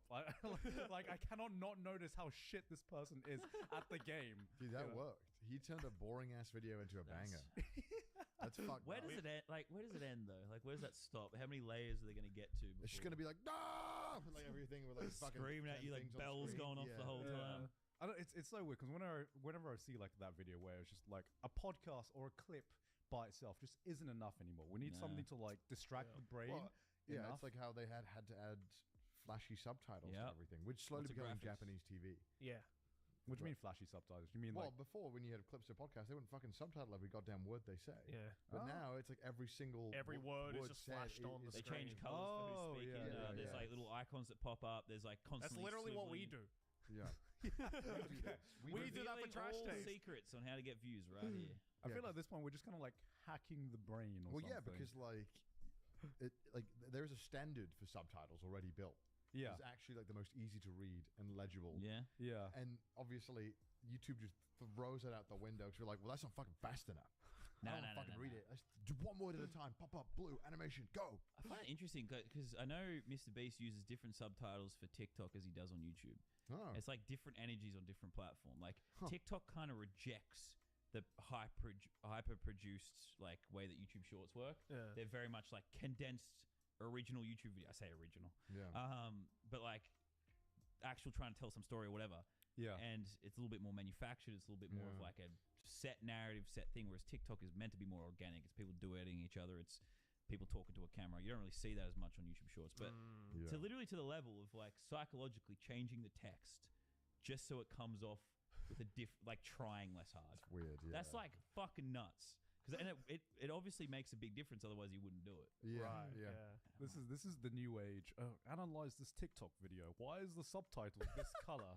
But genuinely, it's Well, crazy. yeah, we're getting to that point where everyone is making micro adjustments to try and find the perfect thing to hack your brain. Yeah. At that Yeah. time. Yeah. Especially on YouTube Shorts because everyone's making the same video. Yeah. Like everyone's just doing the same, like just Garbage. screaming at you.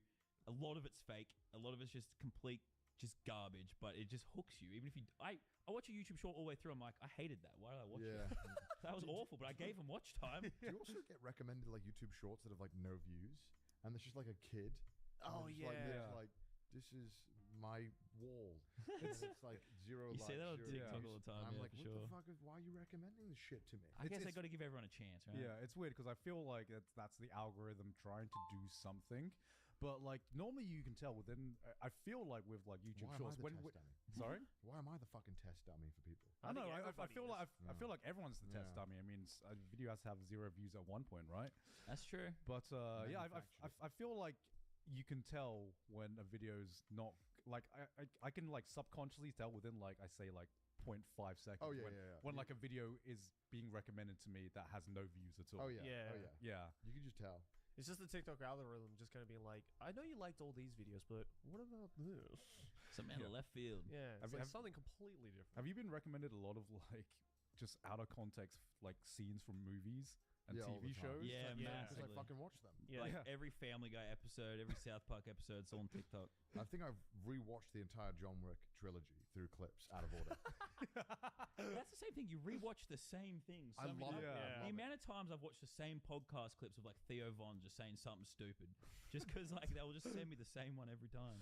Yeah, I think I've never seen Peaky Blinders, but I feel like I could recite basically every major scene Yeah. that's happened. Yeah, I feel like I could perfectly replicate a Joe Rogan episode 100%. just based off weird fucking clips with his guests where they go like, in the Amazon forest, there's a tribe. where The they pyramids. actually- yeah, it's the spiritual energy of the river.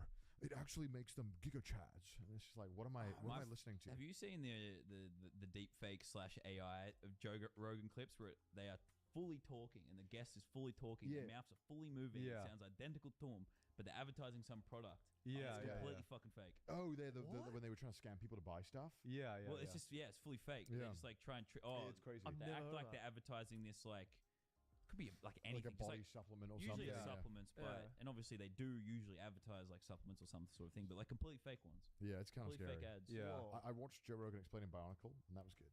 But knowing that it could be used for knowing that it could be used for nefarious Do reasons they is even not sell so fun. Bionicles anymore? No, it was like him explaining love those things. Bionicles to Jordan Peterson or something, and it was really funny because I just thought that they were going it deep in depth into Bionicle lore, and I just for some reason I found that funny. I the guess setting. they're like these podcasts are long, right? Like, So fucking. I mean, they got to long. go down some fucking rabbit holes. Of course, yeah. Look, I think when I used to mow lawns, my first job out of school, I would listen to podcasts all the time. I think I listened to.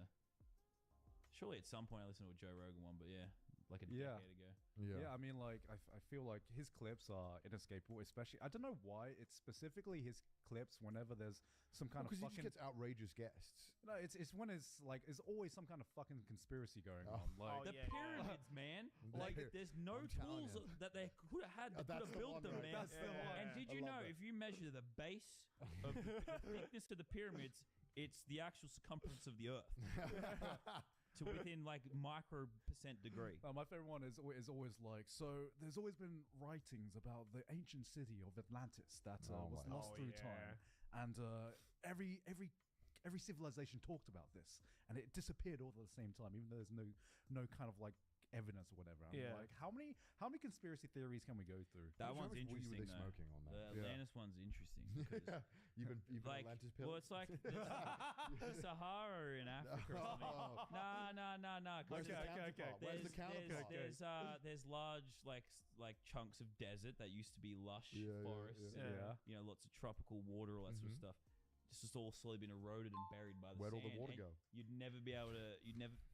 Evaporation, bro. Where'd all the water go? That's like was in heaps of other places. Like there used to be like Australia was underwater or No, something. I I'm don't kidding, know. I'm kidding. But no, I don't know. I'm just saying. It was like, I don't like. Have they checked all the sand? I don't know. Have they gone through with a metal detector and seen if they found Atlantis? I don't know, man. Do you know my favorite conspiracy theory? Australia isn't real. Oh yes, we were discussing this. I got in internet fights with the kid that kept saying that. He's so funny. Wait, what do you say? No, he just says that when you fly to Australia, you're actually getting drugged and dropped off in New Zealand. And it's just funny when you actually are in it. I mean, we might not actually be in Australia. We're We're not, not. yeah. Sure. I actually had to think about it for a second. I'm like, are we in Australia? We are in Australia, It's yeah. like, I'm not so overseas right I now. love how there's the narrative of like, oh yeah, this giant island continent is not real, Not but real. New Zealand Yeah. is definitely real. Yeah. We're all actors. Yeah. So did you make a video like calling him out? Well, these were back in my reaction days. This was like 6 years ago. Right? Are you Yeah, we- reacting to him saying We had a that? little beef. Yeah, no, because he was just chatting so much dumb shit. I was just going through all his videos. He was just trying to bait for attention. He was Of just course, making all these videos, just waffling on about all sorts of random shit. I think he still does to this day, and honestly, hopefully he's doing all right. But you see people every now and then just pick back up on it. Like, I think, yeah, there's been a few channels that have made full dedicated videos to him, even in recent times, because he just pops up on TikTok and just Yeah. chatting some shit. Because No. if anyone just talks a lot of shit, you'll eventually get noticed. Say something Yeah. controversial, have an extreme opinion, and Yeah. share it with as many people as possible. That's how you make money. That's on the true. internet. Was, That's was true. he memeing or was he like? 100%? He's gotta He'd be. have He's to gotta be. be. I Yeah. think. He's just very But dedicated. it is I impressive don't to see know, like- someone commit to a character that hard. Yeah. Yeah, it's like, I don't know. I would think out of context that flat earthers are a meme, but obviously they're like a real thing, right? Yeah, or I are think they? Or are That's a they? conspiracy. that is the whole thing. Yeah. Yeah, no, I hope he was memeing. Yeah, it's No, I really do. sometimes you don't know. It's like, is this guy a character or is he actually just crazy? I can never tell with the internet anymore. Well, even You with know? some of the flat earthers, there's like some intelligent flat earthers. That's the thing, right? and That's they, like, the they thing. like proved they kept accidentally proving that the Earth was round, but There's they like a were whole- like intelligent enough to be able to set up all these experiments to prove that the Earth was round. Yeah. That's funny. It's I have no idea. how Smart that people can be started. dumb. Yeah, Yes. man. Definitely. Yeah. Very much so. That's why we watch anime. Yeah. Yep. Yeah. Did we ever recommend another what the starter anime were? I feel like we got on. I mean, I Do got- you definitely got a want list. fights? Do you want do you want superpowers? Do you want fights? I Do you love a want- good like. Someone described Attack on Titan to me. I think they were saying like Game of Thrones in a way, in the sense of like. Everyone says that. Everyone but says it's that. right. Is it really? Yeah. Oh, because I guess I like don't the know why. scope of things. I'm not really sure like the actual correlation, but I guess maybe Because the it's very scope. political. It's very political. Yeah. right? Like there's a lot of Oh politics yeah, I that suppose happen. that part. Yeah, that's actually very true. So I love like a good story in that regard. Okay, a good story. I love good All right. world building. Okay. Okay. I love that shit. What about like Trigon Stampede? You reckon that'd be a good starter or? Probably not starter anime. I'd say Hunter x Hunter, but it is 140 episodes. But it is good. That's Yeah, I but could it be a is slow burner. I slowly good. get through, but It is good. If you want something that hits fast and is just very very easy to get through, One Punch Man. One Punch Oh, Man. yeah. that is so good. That is okay. It's basically about a superhero who trains so fucking hard where he can kill everything with one I punch. think I've played a Roblox game, but yes, I played this. I played this one. I think I actually have. So, okay, is it always that you should watch the subtitled version, or is there No. sometimes that you think you should watch No. the sometimes whatever you sometimes the prefer. dubs are actually better than the Japanese version. yeah. Okay, interesting. Because I It's- feel like it's a sacrilegious thing to No. say. No. That's like there's some. Maybe like 10 it's years because there are a while back there was a lot of subs. Sorry, a lot of English dub versions which just weren't that great. Okay. Yeah. But there are a lot that are pretty decent, and I think we've gotten to this point now where no one fucking cares and just watch whatever works for you. Yeah. Yeah, Okay. if you want to watch a show that has like, I think like a better better experience in English, Bakano is incredible. It's kind of like a Quentin Tarantino movie. Interesting. You might also like Vinland Saga. Because there was something interesting about subtitles. I found I was actually had to pay way more attention to what I was watching. Yeah, you do. Instead of just like absolutely. drifting Oh, off on your God. phone or something. God like, forbid. Yeah, you have to no, read. just keep the, you the engaged. Subway Surfer bullshit at the bottom. It's the same thing as when you're sitting there watching a show and you're like, oh, I got Twitter alert. Yeah. You can't do that way. Like No, reading you have to- subtitles. you have to learn. actually be honed You should in. prop up Subway Surfer under your TV. I saw a TikTok of someone who set up their whole house. So it was like two TVs above each other, just to obviously make fun of it. But like, I saw someone doing like a presentation, and they were like, "Wait, hold on," and then they held up Subway Surfer and carried on. And they're like, oh, we're fucking doomed. we are. doomed. We're are actually- We doomed. need to do that with anime. Just have a full season of fucking Attack on Titan, except it's just cropped and just like the, Subway the Surfer at the bottom bottom. half is just Subway Surfer. We are doomed as a people, bro. We But- most yeah, certainly are, but we are. hopefully you have some new anime that you can watch as well. Yes. Yeah. Well, when the world's You ending, can always I'll hit have us up. anime. You'd be like, "What's the next? What's the Oh, I will. recommendation?" I will. I mean, it sounds like I'm gonna have a little bit to get through. Yeah. but- Do you Yeah. travel? Do you travel often? Last year I definitely did. Pretty much lived in England for like 3 months. I'm so sorry. Hey, I love it. I love it. Why don't you like Every the Aussie travel? love England. I wouldn't so want to much, maybe man. live there forever, but Yeah. London's fun. What about yeah, no, London was really cool. I'd never been to Europe or like Oh, wow. anywhere with like really old buildings before. You know, So you're like, "Whoa!" yeah, no, it was like fucking Why don't you like the sick. travel? I also just I don't know, just very different energy. I kind of like the cold. What as about well, so Kenya? it was I love really the cold when I cold, first yeah. went there. And like, I was doing content there, which was great. Yeah. Not for myself, but It's nice to get to travel and do content, but also have like off days where you can kind of like get to do fun stuff. But oh yeah, feels man. like Yeah. you're in a place with a purpose, and I really enjoy that. Especially 민영이 because it was like 선수에서 we 아니 got 구마시 locked down here 선수에서 for like 2 years. 원딜도 couldn't 또 travel. 민영이 Yeah, 선수에서 yeah, I 아니 heard the 구마시 lockdown 선 here was like insane. Not as to well. make it seem like it's the end of the world. It's a good place to be, but you know, when we could travel again, it was was rough, yeah. I did a lot of it. I did a lot of it. Yeah. Yeah. Would you ever Yeah. think about coming to Japan? I've been there Acid once. rain. You've been there You can once? say for shit I've or been not. there once and I went straight to Niseko and snowboarded for like 5 days. And Acid Oh, rain. oh, You can say for shit or No not. psycho. I know, that's what I wanted to say. Like, 'cause I know, obviously, you guys have a lot of experience in Japan, and I'm Yeah. like, I've been there, but I have not experienced the culture. I think I landed in Tokyo, went to the airport hotel, and then went straight to like Niseko or something. Dude, like that. Niseko in the on season is just Australian. Yeah, it's It just- was. Everyone was just speaking like in an Aussie accent, English to me. I'm like, Everyone is an this is Australian. very helpful, but I'm not getting any cultural experience here. Well, when you come to Tokyo, hit us up. And we'll Oh, I would yeah, love man, to, dude. man. I know Oh. pretty much everyone I'm friends with right now is like, it's even separate friend groups is like, Yeah. oh, we're thinking about Japan this year. We're Yeah. thinking about Japan this year. I'm like, I'd love to. I mean, we're also down to going to Niseko to fucking Yeah, rip some yeah. snow as well. I definitely think I got to get back there. That was Yeah. the best experience of my Yeah, life. it's This funny. was We, quite we, scary. we had an episode where we talked about who we think the worst tourists are in the world, and Joey's like Aussies when they go skiing. hey.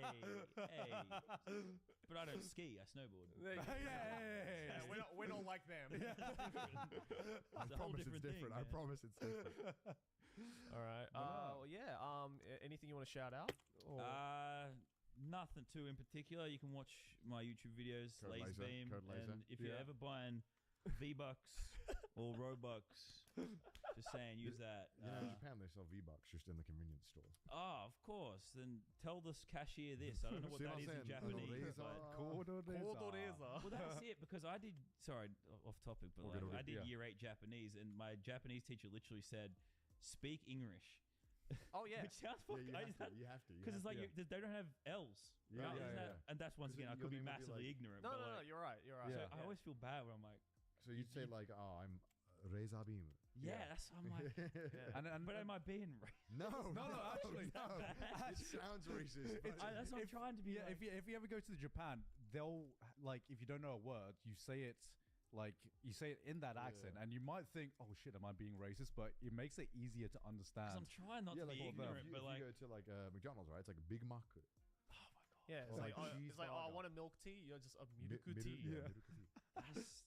It's I- like it this sounds is like a trap. meme. This But is a This fucking is not a trap. Ah. This is a trap. We're We're gonna going there. gaslight I'm gonna you get bashed. Watching you'd a be right, you'd be Japanese right. person saying light and right is the funniest thing in the world. Really? Yeah. Because they Oh. can't say it.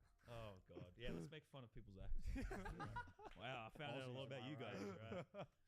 Thanks for coming on, man. Nah, thanks so yeah, much for coming on, man. Thank you for giving us the time. Thanks, Trusting thanks for having anime me. weebs. Yeah. Now's a good time. Hey, look at all these patrons though. Ooh, look at So that. I bet they use code laser. Yes, they're all buying. of them. All they now will. After getting Look to know how many me. there are. But hey, if you'd like to support the show, go over to our Patreon, patreon.com/trashtaste. Also follow us on Twitter, send us your memes on the subreddit, and if you hate our face, listen to us on Wait, I said I was gonna stream on Twitch, but I'm streaming on YouTube again. I'll start streaming on Twitch starting tomorrow. For now, let me just what's it called? Let me just stream it on YouTube for now. Let's just play some relevant videos on the background. So it kind of helps for me to improve as well. Figure drawing. Boom. My figure drawing is pretty bad. I've been drawing figures since December. I have improved quite a bit, but still my anatomy is pretty bad still. I gotta improve quite a bit, but still it's pretty shit.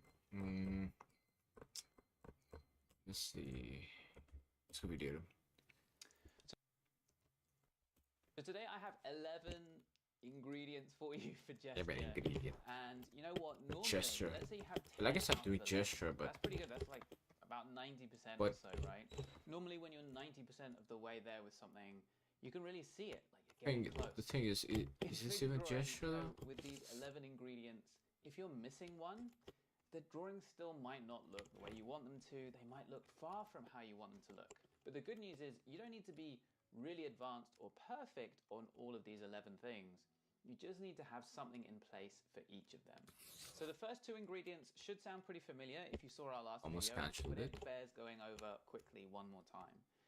Gesture isn't just, in my opinion, about big flowing curves that you just feel without any sense of what's going on in the structure, right? So the first ingredient is having an idea of what the important landmarks of the figure are, and then being able to see where they are and see how they relate to each other, right? Because otherwise you're just getting infinite, like a bazillion photons of light coming off this figure into your eyes, so much detail, so much information. It's so much more Shit, I have no straightforward time. and simple when you can boil it down to a few important points. And one characteristic of gesture is that simplicity and clarity. So important landmarks like the aces points, the bony points on the front of the pelvis, the sternum, What's how far down is that seconds? ribcage coming, like in the last video we talked about, those collarbones. For the head, you can look at the brow line, how it relates That's to the decent. top of the ear, and get a sense I took of that way drainage too much and where time. it's tilted back, I should like tilted stop forward and focusing on stuff the like that. details. Once you notice these fundamental ideas, you can start to get a sense of the major forms in the figure. How clarity, information, it's so much more straightforward and 이거 많이 보다 슬래서 하고 달리고 디바이스더라. 석고는 보니. simple when you can boil it down to a few important points. And one characteristic of gesture is that simplicity and clarity. So important landmarks like the aces points, the bony points on the front of the pelvis, the sternum, how far down is that rib cage coming, like in the last video we talked about, those collarbones. For the head, you can look at the brow line, how it relates to the top of the ear, and get a sense of that cranium and whether it's tilted back or tilted forward and stuff like that. Once you notice these fundamental ideas, you can start to get a sense of the major forms in the figure. How is the rib cage oriented? So this is the second ingredient, is understanding the big forms, and that's helped when you can see the landmarks, which is that first ingredient. So then when you can see that rib cage and pelvis, you can see, oh, this side's all squashed up. There's a fold here. This side is all stretched out. Oh, the head is on this angle, and so I'm going to draw the head off on that angle. And when you don't get these ideas, when you don't see the squash and stretch clearly, when you don't get the head on its angle correctly, things easily get straightened out. And so actually, I think when you have this kind of clarity, when you see the structure and the forms, you can make your figures more dynamic. Often you think it makes things stiff.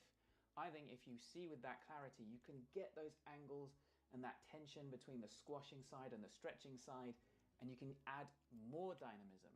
Now, I'm not saying that a gesture drawing Too many should lines, be I like think. an anatomy study where He you're said really it's been painstakingly way too mapping many out, lines. you know, all the little anatomical things that's happening, but an intuitive sense of the major anatomical forms and how they relate is central to the gesture drawing. Now, the third ingredient is about proportions, intuitive proportions. So you don't need to like map things out. Like my painstakingly proportions are get pretty bad. super accurate. Some figures I Thing is, do if things are decently really way better. off, if they're way out Most of them proportion, are it's gonna bad, distract I from the gesture or dilute the gesture. I think, right? but it's pretty So, bad. For example, often people make that Most of them are midsection bad. between the rib cage and pelvis too long. And I talked about the importance of the squash and stretch. If you make that too long, the squash side is less squashed, right? Because it's just been stretched out on the squash side. And that dilutes I think my that midsection tension is pretty between the long. squash side and the I stretch tend to side, like the torso. throw it a little Another longer thing as well, I is think. very often people will make their head a bit big, make their hips and legs too small, and that seems to undermine the gesture. If you're gonna go, you don't need to be accurate, you just need to be wrong in the right direction. So what you can do is go for a head that's roughly about the right size or a bit small, but not too big, for legs that are roughly the right length or a bit long, but not too short. And even though you can go a little bit long, the rib don't go cage. super long, because then it's just going to be distracting. So there's definitely a range of error you can be in there, but you don't want to be getting things too short in the legs or too big in the head. I'm taking too You much don't time. want to go way outside of that range. So the next thing is CSI. Not that one, this one. Just C-shaped curves, S-shaped curves, and straight lines. Now this isn't a rule. None of these are rules, right? I'm making this sound like a bunch of rules, but it's not about rules. It's about guidelines, because gesture is hard to get to. And so it's nice to have some specific steps to get there. And so one really nice idea is this limiting your marks to C-shaped curves, S-shaped curves, and straight lines. It means the most complex mark you're ever going to put down is an S-shaped curve. It will encourage you to draw straight through irrelevant details. And it's really hard to let go of those details, but when you can only use CSI marks, that helps. Now, what you don't want to do is use a million CSI marks. You want to use maybe, I don't know, 15 up to 30 CSI marks. These are numbers that you don't Too many need to lines. Kind of Okay, really I'll restrict yourself to. try But to I feel restrict like that myself is a really to nice use less exercise, lines. actually. When you say, I'm going to use max 12 lines, for example, that is really going to push you to draw through irrelevant information and find the things that really matter. I tend to find that for a lot of the gesture drawings I do, there might be like 30 marks on them. One other tool, aside from limiting how many marks or the types of marks you use, is a time limit. So that is going to make sure that you're decisive and that you're not getting lost in detail as you're doing these drawings. Now, I think often people misuse these by putting a time limit on and then panicking and just trying to rush through it and put as many marks down as possible, trying to basically draw in their normal way but quicker. When you have a time limit, you need to slow down and draw less. That's your only hope. So if you have 2 minutes, say, but you're only going to make 30 marks, that's 4 seconds. The math is still there per mark. So that's plenty of time to make all the marks you need for your drawing. Even if you have 1 minute, you've got 2 seconds per mark. That's a leisurely pace. The fifth ingredient is finding asymmetry. So a lot of what makes gesture Okay, is the this one looks pretty relationship decent, I between think. the two sides of the forms. So like the squash and stretch in the torso. This one it's looks that decent tension because between the I've nice, used stretched out, less smoother less side lines and then the compared to this one. sharp angle I usually on the squash side. I usually When those two lose sides play off against I each usually other, and it use creates a lot of visual interest. a lot of It's less very lines, but I don't know. symmetrical, It's been a while since it's I way drew less figure. gestural. I haven't drawn figures in March, I think. I stopped.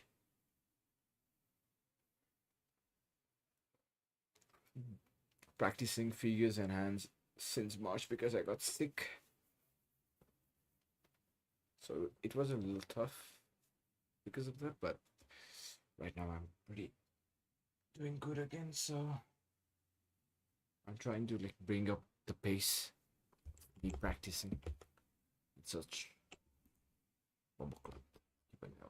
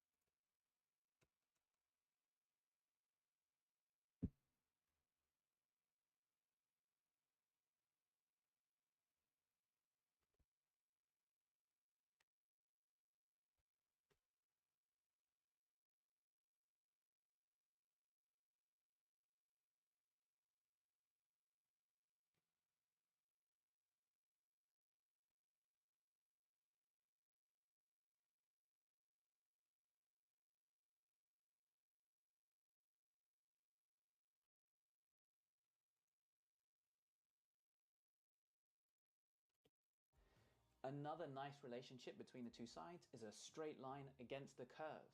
There's like this real simplicity and kind of clarity of the straight line, and then more fluidity on the curved side. Another really nice form of asymmetry is offset curves. So symmetrical curves are not good, but when you have those curves offset against each other, they create a really nice asymmetrical dynamic. So the sixth ingredient is to have some standard pre-prepared curves and then some pose-specific curves. So the standard pre-prepared ones are like, you know they're going to be there, so they give you a head start. You see a straight leg from the side, you're naturally going to find that S-shaped curve down the front of it. If you see a straight leg from the front, you're going to find offset curves going down the sides of it. And then you can add pose-specific curves, like big flowing curves that happen to be created by that pose. So the seventh ingredient is surface lines, cross-contour lines or wrapping lines. Now often a gestural curve is a big long curve, right? So when you have an arm, you might have a big long curve to capture the gesture of that arm. That straight leg from the front, you're going to find offset curves going down the sides of it. And then you can add pose-specific curves, like big flowing curves that happen to be created by that pose. So the seventh ingredient is surface lines, cross-contour lines or wrapping lines. Now often a gestural curve is getting a distracted. big long curve, right? So when you have an So arm, I'm not gonna you get might have distracted. a big long curve to capture the gesture of that arm. When something is really foreshortened, the edges on the outline of it become short, right? It's all foreshortened. Excuse me. So it's not a nice big long line anymore. But we can find a big long curve now wrapping around the form. That becomes the long curve. So you can still put those lines down around the outline of the form, but now you can add those big surface lines, those cross-contour lines, and they're going to provide a lot of gesture while also clarifying the forms. Another really nice thing is they tell us the direction, right? They tell us how that form is coming towards us, and changing directions is part of the dynamism of the pose and therefore of the gesture. So the eighth ingredient is a mark-making strategy. Now, I think that a lot of people think that this is all they need, right? When they see someone doing the gestural drawings, it must just be all about this. But this is just 1 out of the 11, right?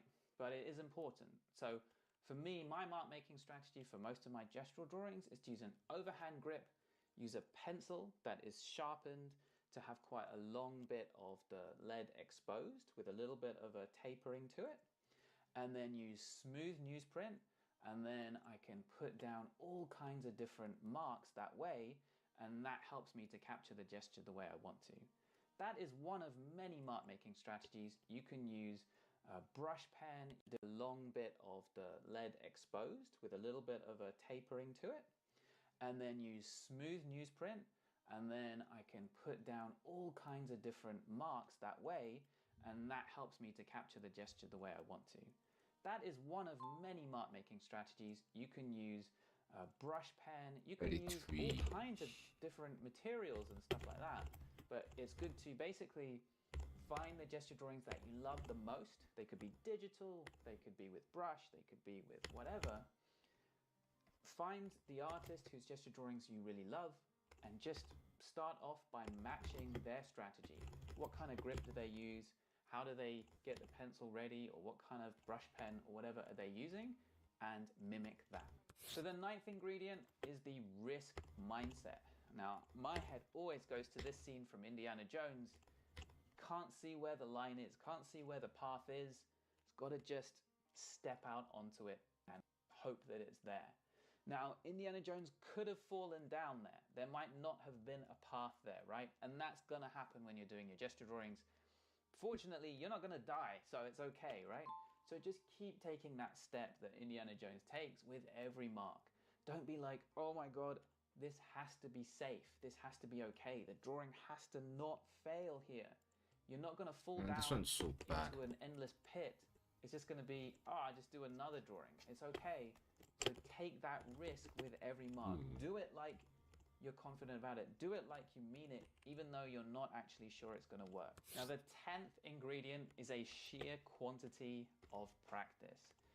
You can understand all of these ideas, but don't expect yourself to sit down on day 1 or day 2 or day 3 and just be able to push out a bunch of fantastic gesture drawings. It is a muscle memory thing. So you can understand the theory on, like, at the end of this video, but it's going to take a long time to get to those gestural drawings. And hopefully with this video, you've understood that actually it's built on some anatomical know-how, it's built on some ability with simple forms. There's a lot to it. You need to have a good intuitive sense of proportions, and all of these things take time to build, right? You're putting these bricks in place, brick by brick, and you need to build that wall quite a bit before it's going to really translate into fantastic gesture drawings. So you've got to give yourself that time. Give yourself time to make lots of failed drawings. As long as you're working on these ideas and on these skills, and not just mindlessly, drawing inside your comfort zone, but really trying to push towards building these 11 ingredients. Building ingredients, the analogy is completely fallen apart, but you know what I mean. This takes time, so give yourself that quantity of practice. So the 11th secret ingredient is a bit vague, but I think it's really important. It's allow yourself to be confident. If you've done that, Holy shit, practice, so if you've bad. worked on all of these skills, at some point This you're one's going to have to so think to bad. yourself, you know what? I am good at this. I can do this. I'm confident about what I'm doing. That confidence is really useful when you're putting down these gestural marks, but you have to allow yourself to believe that, right? If you've done all these other bits of work that I've described, you then have to allow yourself to be confident. Now, we as artists are often so self-critical, and we don't want to be arrogant or whatever. We don't want to seem delusional. We don't want to appear like we think we're good at stuff, so we'll be really...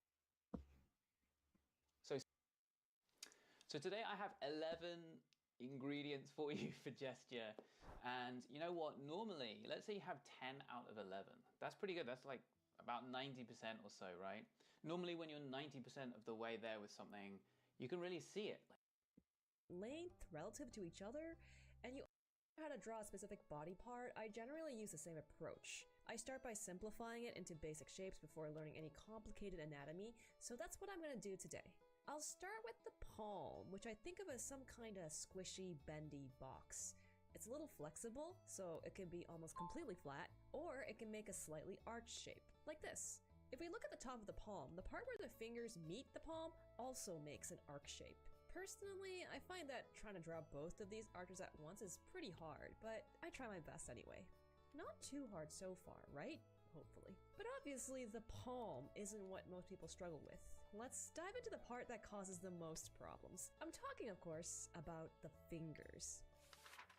The hard part about fingers is that there are so many things you can get wrong. You need to make sure the fingers are the right shape, you need to make sure they're the right length relative to each other, and you also need to make sure that the knuckles are in the right place and the fingers are bending in the right direction. But don't panic. Let's tackle these one at a time. I'm going to be using this really cool hand model I may have impulse purchased a while back. I left a link in the description if you want to check it out. Like I mentioned earlier, at the top of the palm here where the fingers come out, it's a bit of an arch shape. And this arch shape is echoed throughout the hand. Since the fingers themselves are also different lengths, the tips of the fingers also form an arch shape. But it's not only here. If you pay attention to the positions of the knuckles, they also form these shapes as well. But for now, let's focus on the individual fingers themselves. If you take a look at your own fingers, the first instinct would be to draw them as cylinder shapes, right? And for the longest time, I did just that. But there is one major problem with this. And what is that? To find out, let's take a closer look at the knuckles. Notice that the knuckles are actually hinge joints. That means they can only bend in one specific direction. If you don't pay attention to this direction, your hands are just not really gonna look like hands. So then which direction can they actually bend in? Towards the palm, right?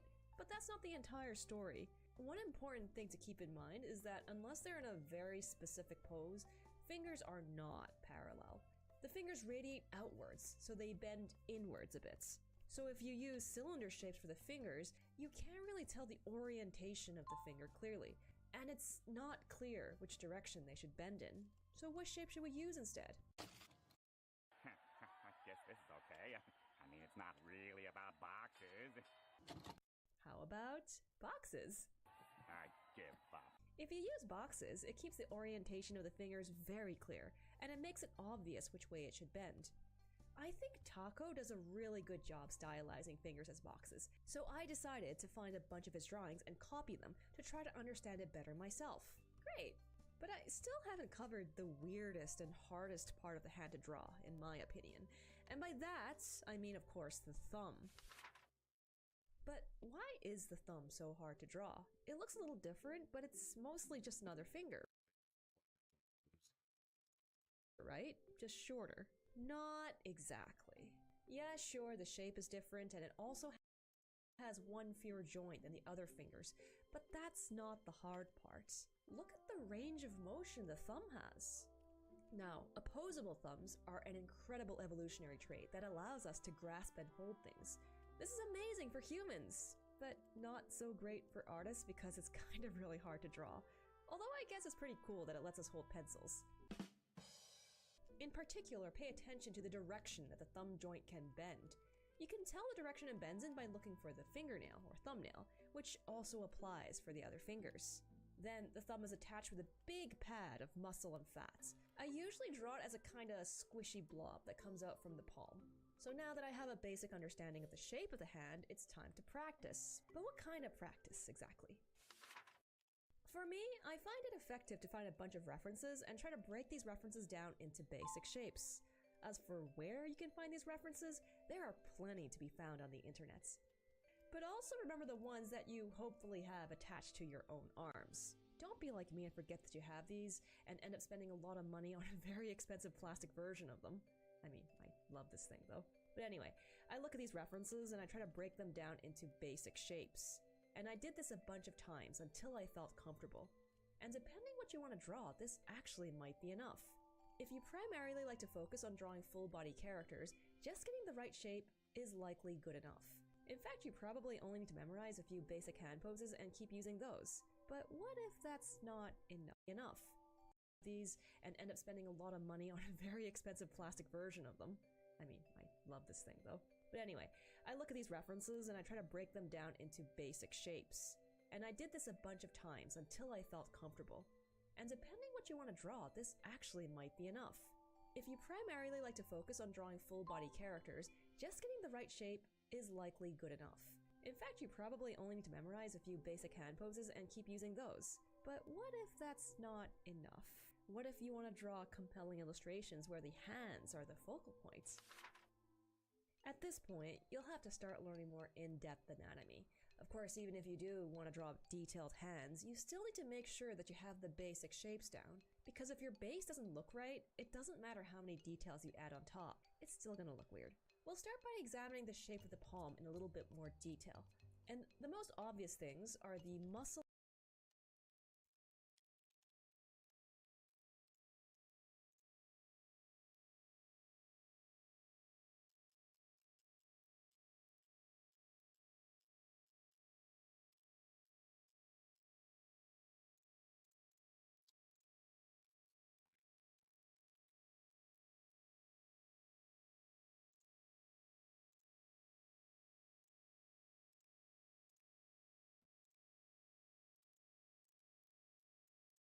and fat pads here on the thumb and pinky side. But don't forget there's also a little pad right below the fingers, which forms a kind of ring shape on the palm. On the back of the palm, we of course have the tendons radiating out from the wrist. And by the way, for some reason, somehow I actually never realized there's a thumb tendon until literally, well, right now. You learn something every day. Now let's take a closer look at the shape of the— By the way, for some reason, somehow I actually never realized there's a thumb tendon until literally, well, right now. You learn something every day. Now let's take a closer look at the shape of the fingers. Remember how I said that they weren't sausages and they were more like box shapes? Well, they're actually something in between that. If you look at the cross-section of the fingers, the tops of the fingers are quite flattened, where they're mostly bony. The bottom has a bit more meat, so it's more rounded. As for the thumb is a kind of weird shovel shape that's a bit different to all the other fingers. It's a lot of extra information, but like before, I decided to try to drill that information into my head by drawing from reference. But sometimes, even if you get all the anatomy right, the hand drawing still doesn't look good. It looks awkward? So what's missing? It could be that the drawing lacks gesture. If you're familiar with gesture drawing, those are the swooshy, quick drawings that people do to capture the energy and motion of a pose. The same thing actually applies to hands. Hands are very complicated things that have energy and flow and lots of poses as well. One way I like checking for the flow of the hand is to make sure that the fingertips and knuckles link up in a smooth line. This doesn't always work, depending on the pose, but it's nice to keep in mind.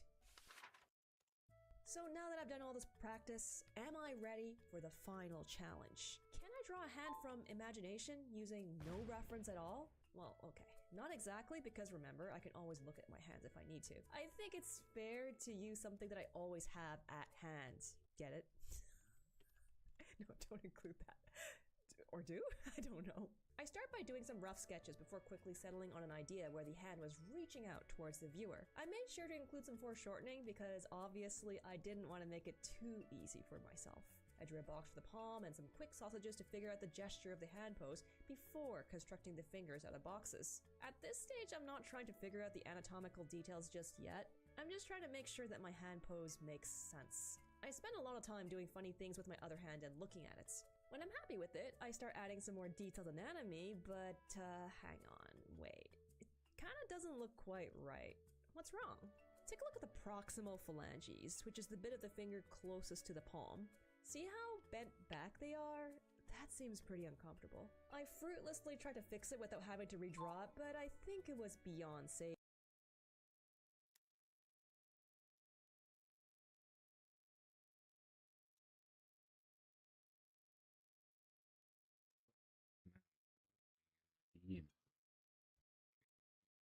So, yeah,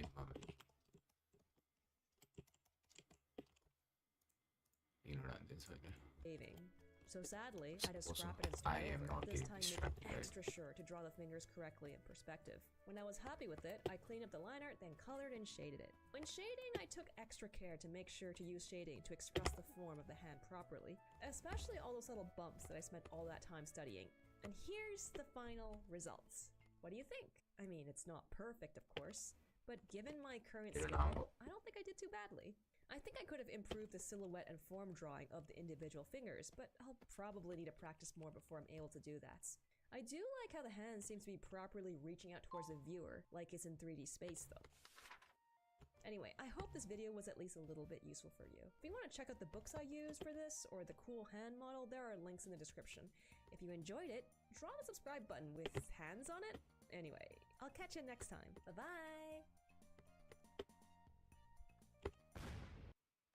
Do you want to learn how to draw better? So you do a bit of searching on how to get better at art and... wait, huh? Draw boxes? You want to draw this, not this? Why is everyone telling you to draw boxes? Besides, boxes are easy. You already know how to draw them. You've done it before. It's like this, right? What even is the point of... Okay, don't worry. If this is something you've been curious about, I'll explain why people keep telling us to draw boxes. In fact, I'd even say that drawing boxes is the most effective art practice I've ever done. I know it sounds crazy, but let me explain how it works. Let's start with a common exercise that people often tell you to do if you want to practice drawing. You find a reference and then you break it down into simple shapes. It's a great exercise, and if you keep doing this, you'll gradually learn to draw bodies better, right? Except sometimes it just doesn't seem to work for some reason. Take a look at the torso, for instance. Sometimes that drawing boxes is the most effective art practice I've ever done. I know it sounds crazy, but let me explain how it works. Let's start with a common exercise that people often tell you to do if you want to practice drawing. You find a reference and then you break it down into simple shapes. It's a great exercise, and if you keep doing this, you'll gradually learn to draw bodies better, right? Except sometimes it just doesn't seem to work for some reason. Take a look at the torso, for instance. Sometimes it's this shape, but other times it's this shape. Which shape is it actually? Or the arm? How long is this rectangle supposed to be, actually? It just never really seems very consistent. So, as good as this exercise is, at some point, you're going to have to upgrade the way you think about it. Here's what I mean.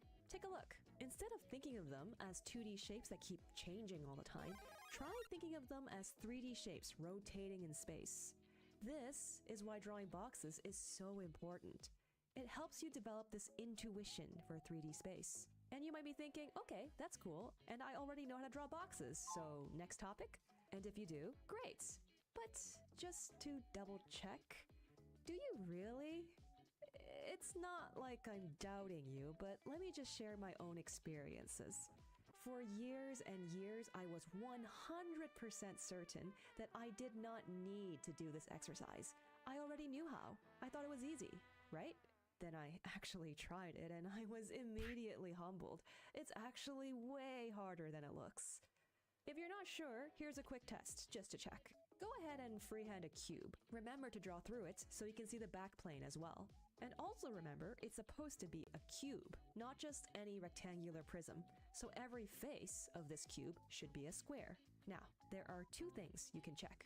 First, you want to make sure that your box actually looks like a cube. You want all your sides to look like they're the same length. This is important, but I'll explain why later. Next, take a ruler or a straight line tool and extend 4 lines on your cube, like this. They should ideally converge to a point, or at least in the same general area. This is to make sure that you're properly drawing your cube in perspective.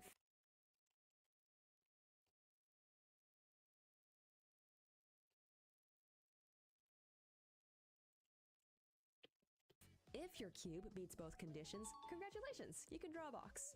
If not, well, I have a video you can check out about the topic. I'll also leave some helpful resources in the description. But alright, enough about boxes. How do you actually start drawing human figures once you learn how to draw boxes? Take a look at this breakdown. It's recognizably a human figure, albeit very simplified. See the rib cage and the pelvis? These are definitely boxes. Keep in mind that this is not the only way you can simplify these structures. For instance, a lot of people like using an egg or a bean shape for the ribcage. I personally prefer boxes because it lets me see the front and side planes very clearly. The orientation of the ribcage becomes very clear this way. If there's a twist in the body, it can be clearly seen through the difference in orientation of the ribcage and the pelvis. Capturing these subtle differences in angle are important for expressing the energy and essence of a pose. Okay, that's fine and all, but there's still one really big question. How long or thick are these boxes supposed to be? For example, the rib cage, like this or this? So here's where being able to draw accurate cubes becomes important. Before I go into this, let me talk a little bit about proportion. There are lots of ways to measure, but one popular way of doing it is using Andrew Loomis's method. Basically, you can just use the height of a human head as a point of reference to measure the rest of the body, and the human body is approximately 8 heads tall, which is, well, a little bit taller than normal, but you can vary this proportion, but I really like 8 because, well, it divides out very cleanly. So you can figure out the location of various landmarks by the number of heads. For example, the elbows are 3 heads down. As for width, it's 2 1/3 heads wide. That's a bit hard for me to remember, so I just usually go with 2 heads and make the arms go past that just a little bit. So this way of measuring is pretty easy to understand if the pose isn't too complicated. But what should you do if you want to draw the human body at an angle? Well, you know that if you rotate a rectangular prism towards you, it looks shorter. So you just need to make this measuring scale shorter, right? Like this? Unfortunately, that's not quite right. Here's how I would do it. Okay, check it out. First, draw a cube. Then, find the center point of one face of the cube. You can do this by connecting the corners of that face and drawing an X. Into this, let me play or explain on my background. Ooh.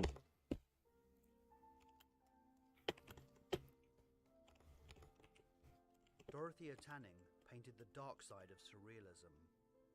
Her work sprang from the fantastic and the supernatural happenings we find in Gothic and Romantic literature, as well as the dream narrative of Alice's adventures in Wonderland.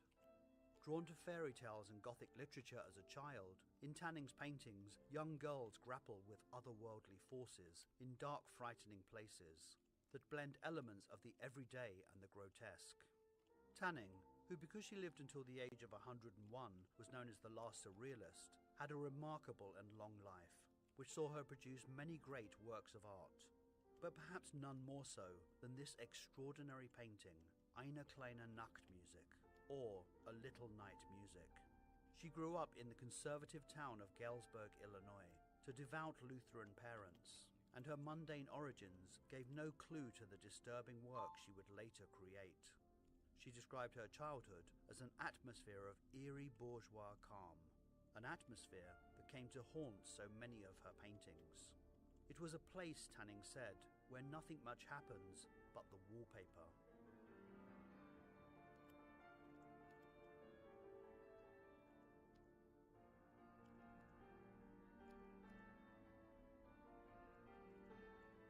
Holy shit, I gotta like limit my lines, bro. And I gotta stop using filler words too.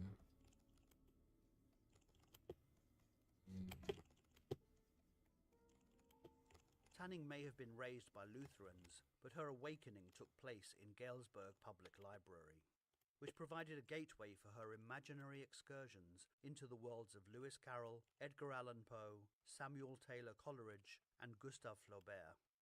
Her life seems to be a continuous act of rebelling against her conformist upbringing. In 1930, she left home and went to art school in Chicago. It didn't last long, as she quit after 3 weeks.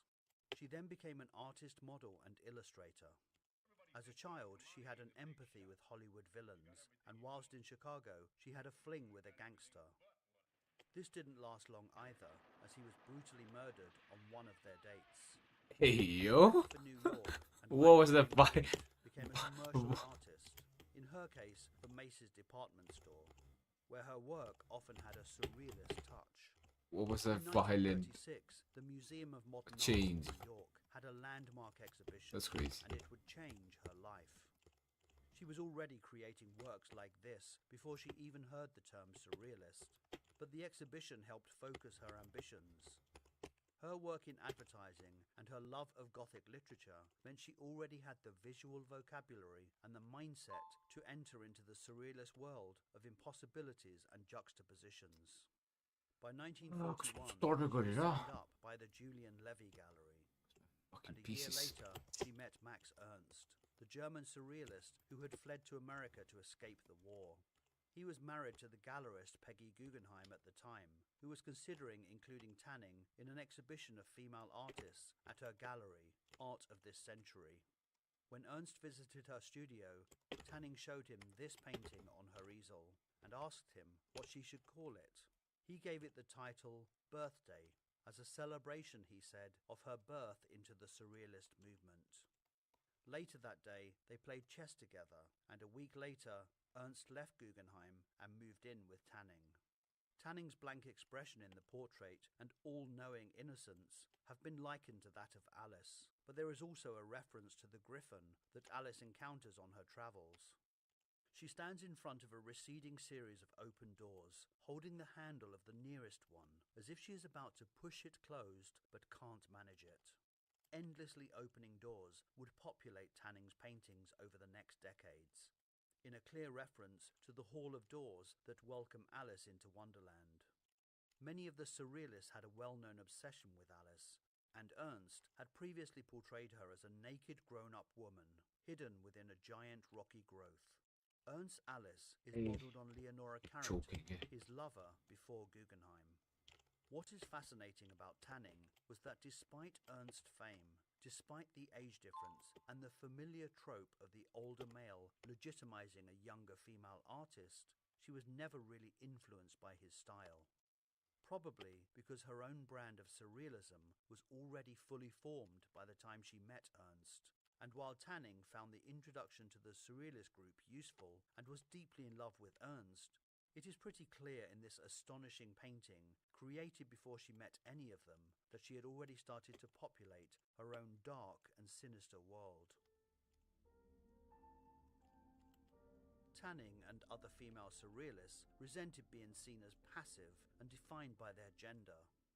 They saw group shows that put women into a separate category as patronizing. Tanning once said, "Women artists, there's no such thing, or person." Surrealism was the first art movement to include women as artists in significant numbers. But the Surrealist attitude to women was complex, and there was a big difference between their theoretical ideas of equality and the reality. It is difficult to ignore that while the movement contained female artists, it was dominated by practitioners who often produced work that dissected and fetishized the female form. Few role models existed for women in the visual arts before the 20th century, and women were often seen as muses or as a creative source for men. Sigmund Freud, whose concept of the subconscious mind was at the core of the Surrealist movement, didn't help. His theories on hysteria being caused by women's sexual repression provided the Surrealists with an excuse to objectify women's bodies. Where did I hear about This Sigmund image from Freud? the 1929 edition of the group's journal, La Révolution Surréaliste, shows the Surrealists with closed eyes arranged around a painting by René Magritte. It effectively captures the dynamics of sexual politics within the Surrealist group, and includes recognizable figures like André Breton, Louis Buñuel, and Salvador Dalí. The men are fully clothed, but the lone naked woman in the image is a cliched archetype. She is a muse or a sexual object, and is there only as inspiration for men's creativity. The proliferation of self-portraits by female surrealists is seen as a counteraction to male artists' images of women. And there is a different mentality and approach between, say, this image of a woman by a female artist and this one by a male artist. Tanning was a self-determined woman who, without thinking, challenged traditional gender roles, and her art should rightly be seen as a form of feminist expression that confronts the complexities of women's experiences and their inner worlds. It's what makes her unique. Artists like Tanning, Leonora Carrington, Remedios Varo, and Merritt Oppenheim provided a counterbalance to the macho posturing of the movement. A reoccurring but problematic idea of surrealism was the enfant femme, or woman child, in which women are portrayed as a combination of childlike innocence and sensuality. This image appeared on the cover of La Révolution Surréaliste in 1927, and shows the muse as a provocative schoolgirl with dark eyes and rosebud mouth, but curiously no legs. She is in a trance and taking dictation from the unconscious. Tanning had already explored the idea of the enfant femme, with this work heavily influenced by Gothic literature. But Tanning's woman-child is not sexual or subservient, but defiant and literally weaving her own destiny. In her most famous painting, Tanning took these inherently flawed ideas of the woman-child and used her own visual language to give it a dark and unique twist, one of emotional and psychological complexity. Tanning's dreamlike female figures can be seen as embodying elements of both innocence and sensuality, which aligns with the enfant femme archetype. But her approach to the concept is a much more nuanced and introspective examination of femininity.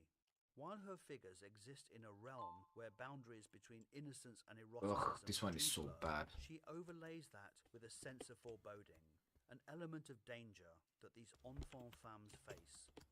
Tanning's child women are wrestling with the onset and demands of adult sexuality and outside pressures. Wrestling, quite literally in this earlier painting, where young girls are tearing down wallpaper only to find the bodies of adult women behind the walls. She often played with the idea of a child woman and would include childlike situations in her works. But this is not about objectifying them. Rather, it explores themes of female identity and the feminine psyche. We can look at Eine kleine Nachtmusik as a kind of sequel to this painting, with repeated but reworked elements. The torn portals have become doors, and some of the features of the two girls have swapped over. One girl's hair flows up and the other's down, and the dead third girl has morphed into the sunflower. Tanning often used claustrophobic interiors as a sort of stage setting, or an outer manifesto of an inner confrontation. She staged irrational events in mundane everyday interiors, and as she would say later, she was creating a new reality, showing what was happening underneath the tedium of daily life. Doors feature often in Tanning's work, not least with her masterpiece, where the doors are numbered, suggesting we are in a hotel. Hotel corridors are naturally creepy, which contributes to the overall sense of eeriness and ambiguity in the work. The combination of a somewhat ordinary and familiar interior space and the placement of strange characters within it creates a sense of uncanniness. The uncanny is a concept often explored in surrealism, and it refers to something that is familiar yet strange, evoking a feeling of discomfort or unease. One of the girls leans back with her eyes shut in a dreamlike trance. Is she exhausted or is she stimulated? Her blonde hair flows down her back and her bare stomach curves outward, suggesting the body of a woman rather than a girl. She clutches a petal taken from the sunflower as a souvenir, or possibly a trophy. There is a suggestion in the mask-like face that she could also be a doll, and she has been interpreted as a self-portrait of Tanning. The other young girl is wearing Victorian clothing reminiscent of Alice, and stands bolt upright in her ripped clothing. Her tiny fists are clenched, and her hair electrified, causing it to fly above her head with a forceful energy that gives the picture its charge. At the edge of the picture, one of the doors opens into what could be a sunlit desert, or a burning inferno. Have the girls come out of that doorway, or is that their place of safety? The sunflower has featured in many other paintings by Tanning, and she grew up around fields of sunflowers in Illinois. The sunflower has a complex set of meanings in Tanning's work, and as usual, her work has so many ideas. In her memoirs, she described the sunflower as both an aggressive flower and a ravishing one, and it is this duality of meaning that we should always look to with Tanning. In the same way, fear and pleasure appear as complementary facets in this painting. The sunflower here comes across as very aggressive, casting a long ominous shadow towards the mysterious door. And the tightly gripped petal in the girl's hand, the snapped tendrils, the ripped out petal on the stairs, and the torn clothing are suggestive of a struggle. We know that these enfant femmes are not passive bystanders. Tanning may have dismissed the concept of a woman artist, but her work explodes with powerful feminine energy. Her interest in Gothic literature, the uncanny, and her desire to challenge all come together to create an overwhelming sense of dread and unease. It is a personal vision rarely seen in that of the male surrealists, who tended to approach subjects from a more abstract and detached perspective. Dorothea Tanning died in 2012 at the age of 101. Her last years were incredibly productive. She published 2 critically acclaimed volumes of poetry and a novel, and she continued to create art in new artistic mediums, including the soft sculpture installations in the 1960s and 70s, which were seen as just as revolutionary as her first paintings. To be a pioneer once is remarkable. To be one twice is extraordinary. She may not be as widely recognized as some other artists, but her role as a female artist in the male-dominated art world of her time cannot be understated. She was one of the few women actively participating in the Surrealist movement. Her willingness to push boundaries, her boldness, her unique visual language, her versatility in different artistic mediums, and her enduring influence on the art world means that Tanning is one of the most important pioneers of the 20th century. A true master of the surreal.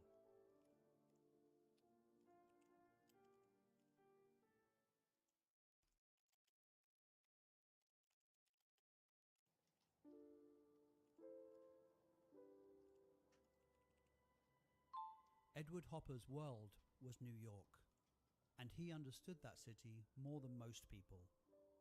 He understood that even though you may live in one of the most crowded and busy cities on Earth, it is still possible to feel entirely alone. This painting was completed on January the 21st, 1942, just weeks after the bombing of Pearl Harbor and America's entry into World War II.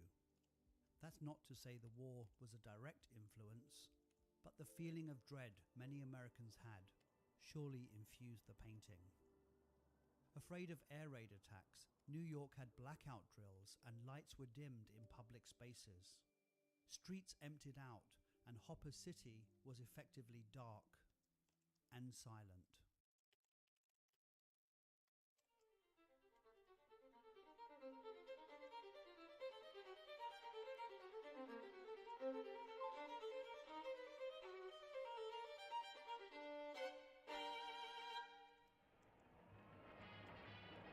Past miles of tenements, giving the passengers a glimpse into every window.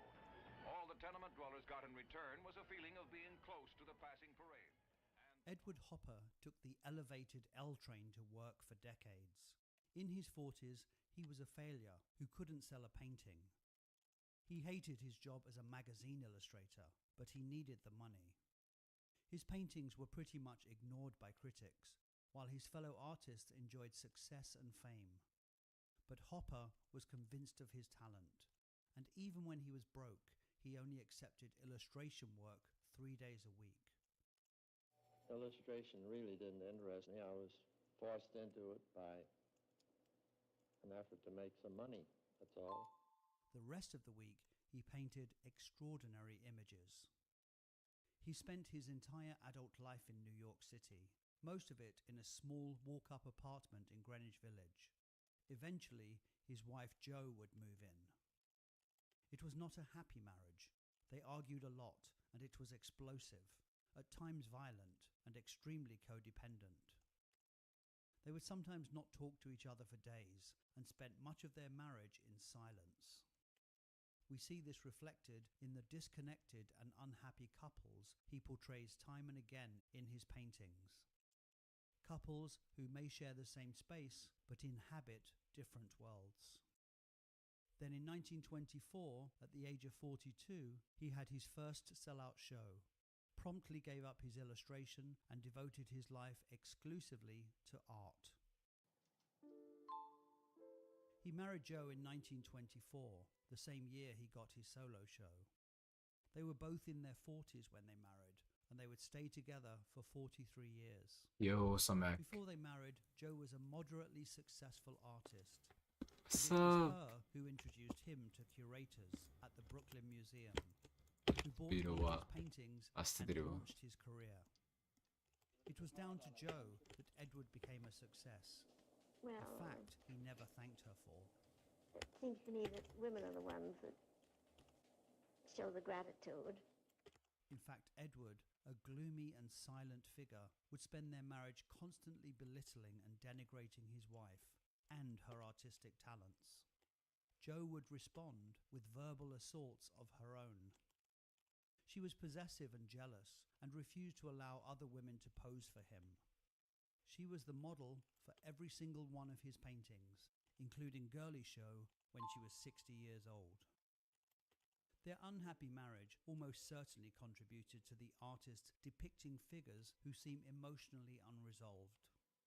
In Hopper's paintings, couples are not communicating, touching, or displaying any affection.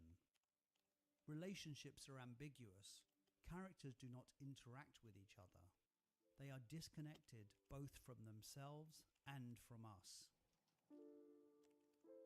Jo and Edward Hopper love the theatre and movies, and Nighthawks suggest to us a scene on an illuminated stage, as if we are watching in a darkened theatre. His compositions were often influenced by set design, stage lighting, and the kind of aggressive cropping and angles we see in cinema. With Hopper's work, it is important to focus on the preparation. Finding the right subject matter crippled him with anxiety. Once he decided, there followed months of research, Have you been, friend? and mostly sketching. There are 19 surviving How have you sketches been? for Nighthawks, but he would have done many more. Bra busy. Hopper would use life drawings to establish a visual understanding. मला अस्ति देखिरहेको थिएँ Twitch मा stream गरेको Subconscious to refine तर the ठ्याक्क frame join गरेपछि end composition गरेको थियो of his paintings. We know from Joe's notes on the painting, she posed for the woman and Edward posed for the three men. He dismissed his years spent illustrating magazines, but along with the preparation My skills he picked up, it Big also crisis, helped huh? to hone his storytelling abilities. He planned Nighthawk like a film director, storyboarding the painting ahead of its creation.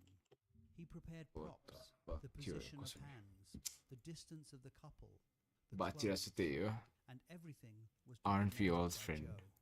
Aren't we all? Then he worked out the angle of the diner's अस्ति window pollution ले and its झन्डै मार्यो position in the street like an architect. Hopper uses strong diagonal lines for the diner that converge off screen and suggest a space outside the painting, but also lead the eye to the right. No matter which side of the painting you look at first, the clever use of perspective pulls your eyes towards the four figures in Rare the stream. diner. He uses color to achieve this too.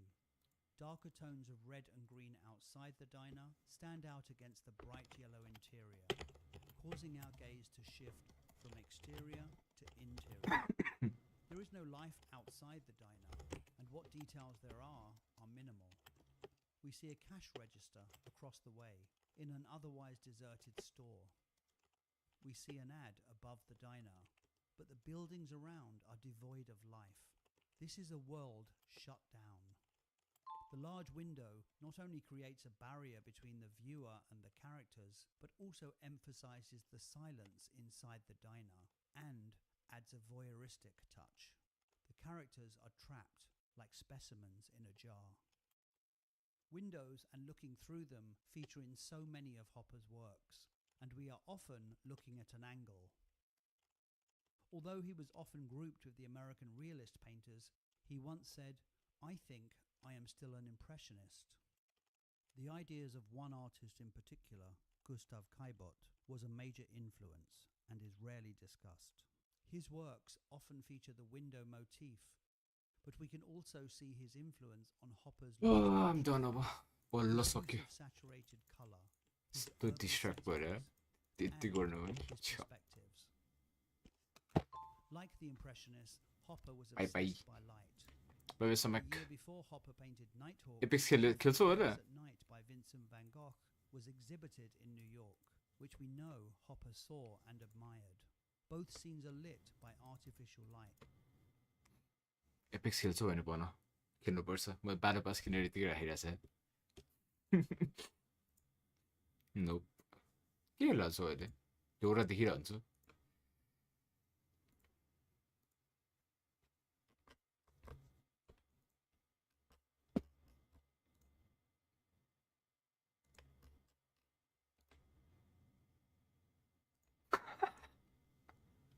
अहिले त पालो मात्र CS2 कहिले काहीँ CS2 खेल्नु पर्ने पालो त मैले खेलेको छैन कति भइसक्यो स्ट्रिम्सहरु मात्रै हेरिरहन्छ अस्ति स्केच 1 खेल्दै थिएँ स्केच 1 चाहिँ बप्पा ल्यारिक थिन्छ मैले नि खेल्नु पर्ने त्यो घर किनेदेखि खेलेकै छैन भने घर किने गाडी किने यस्तो युजलेस गाडी किने बेकार पैसा वेस्ट गरेर त्यो फेरि खेल्नुपर्छ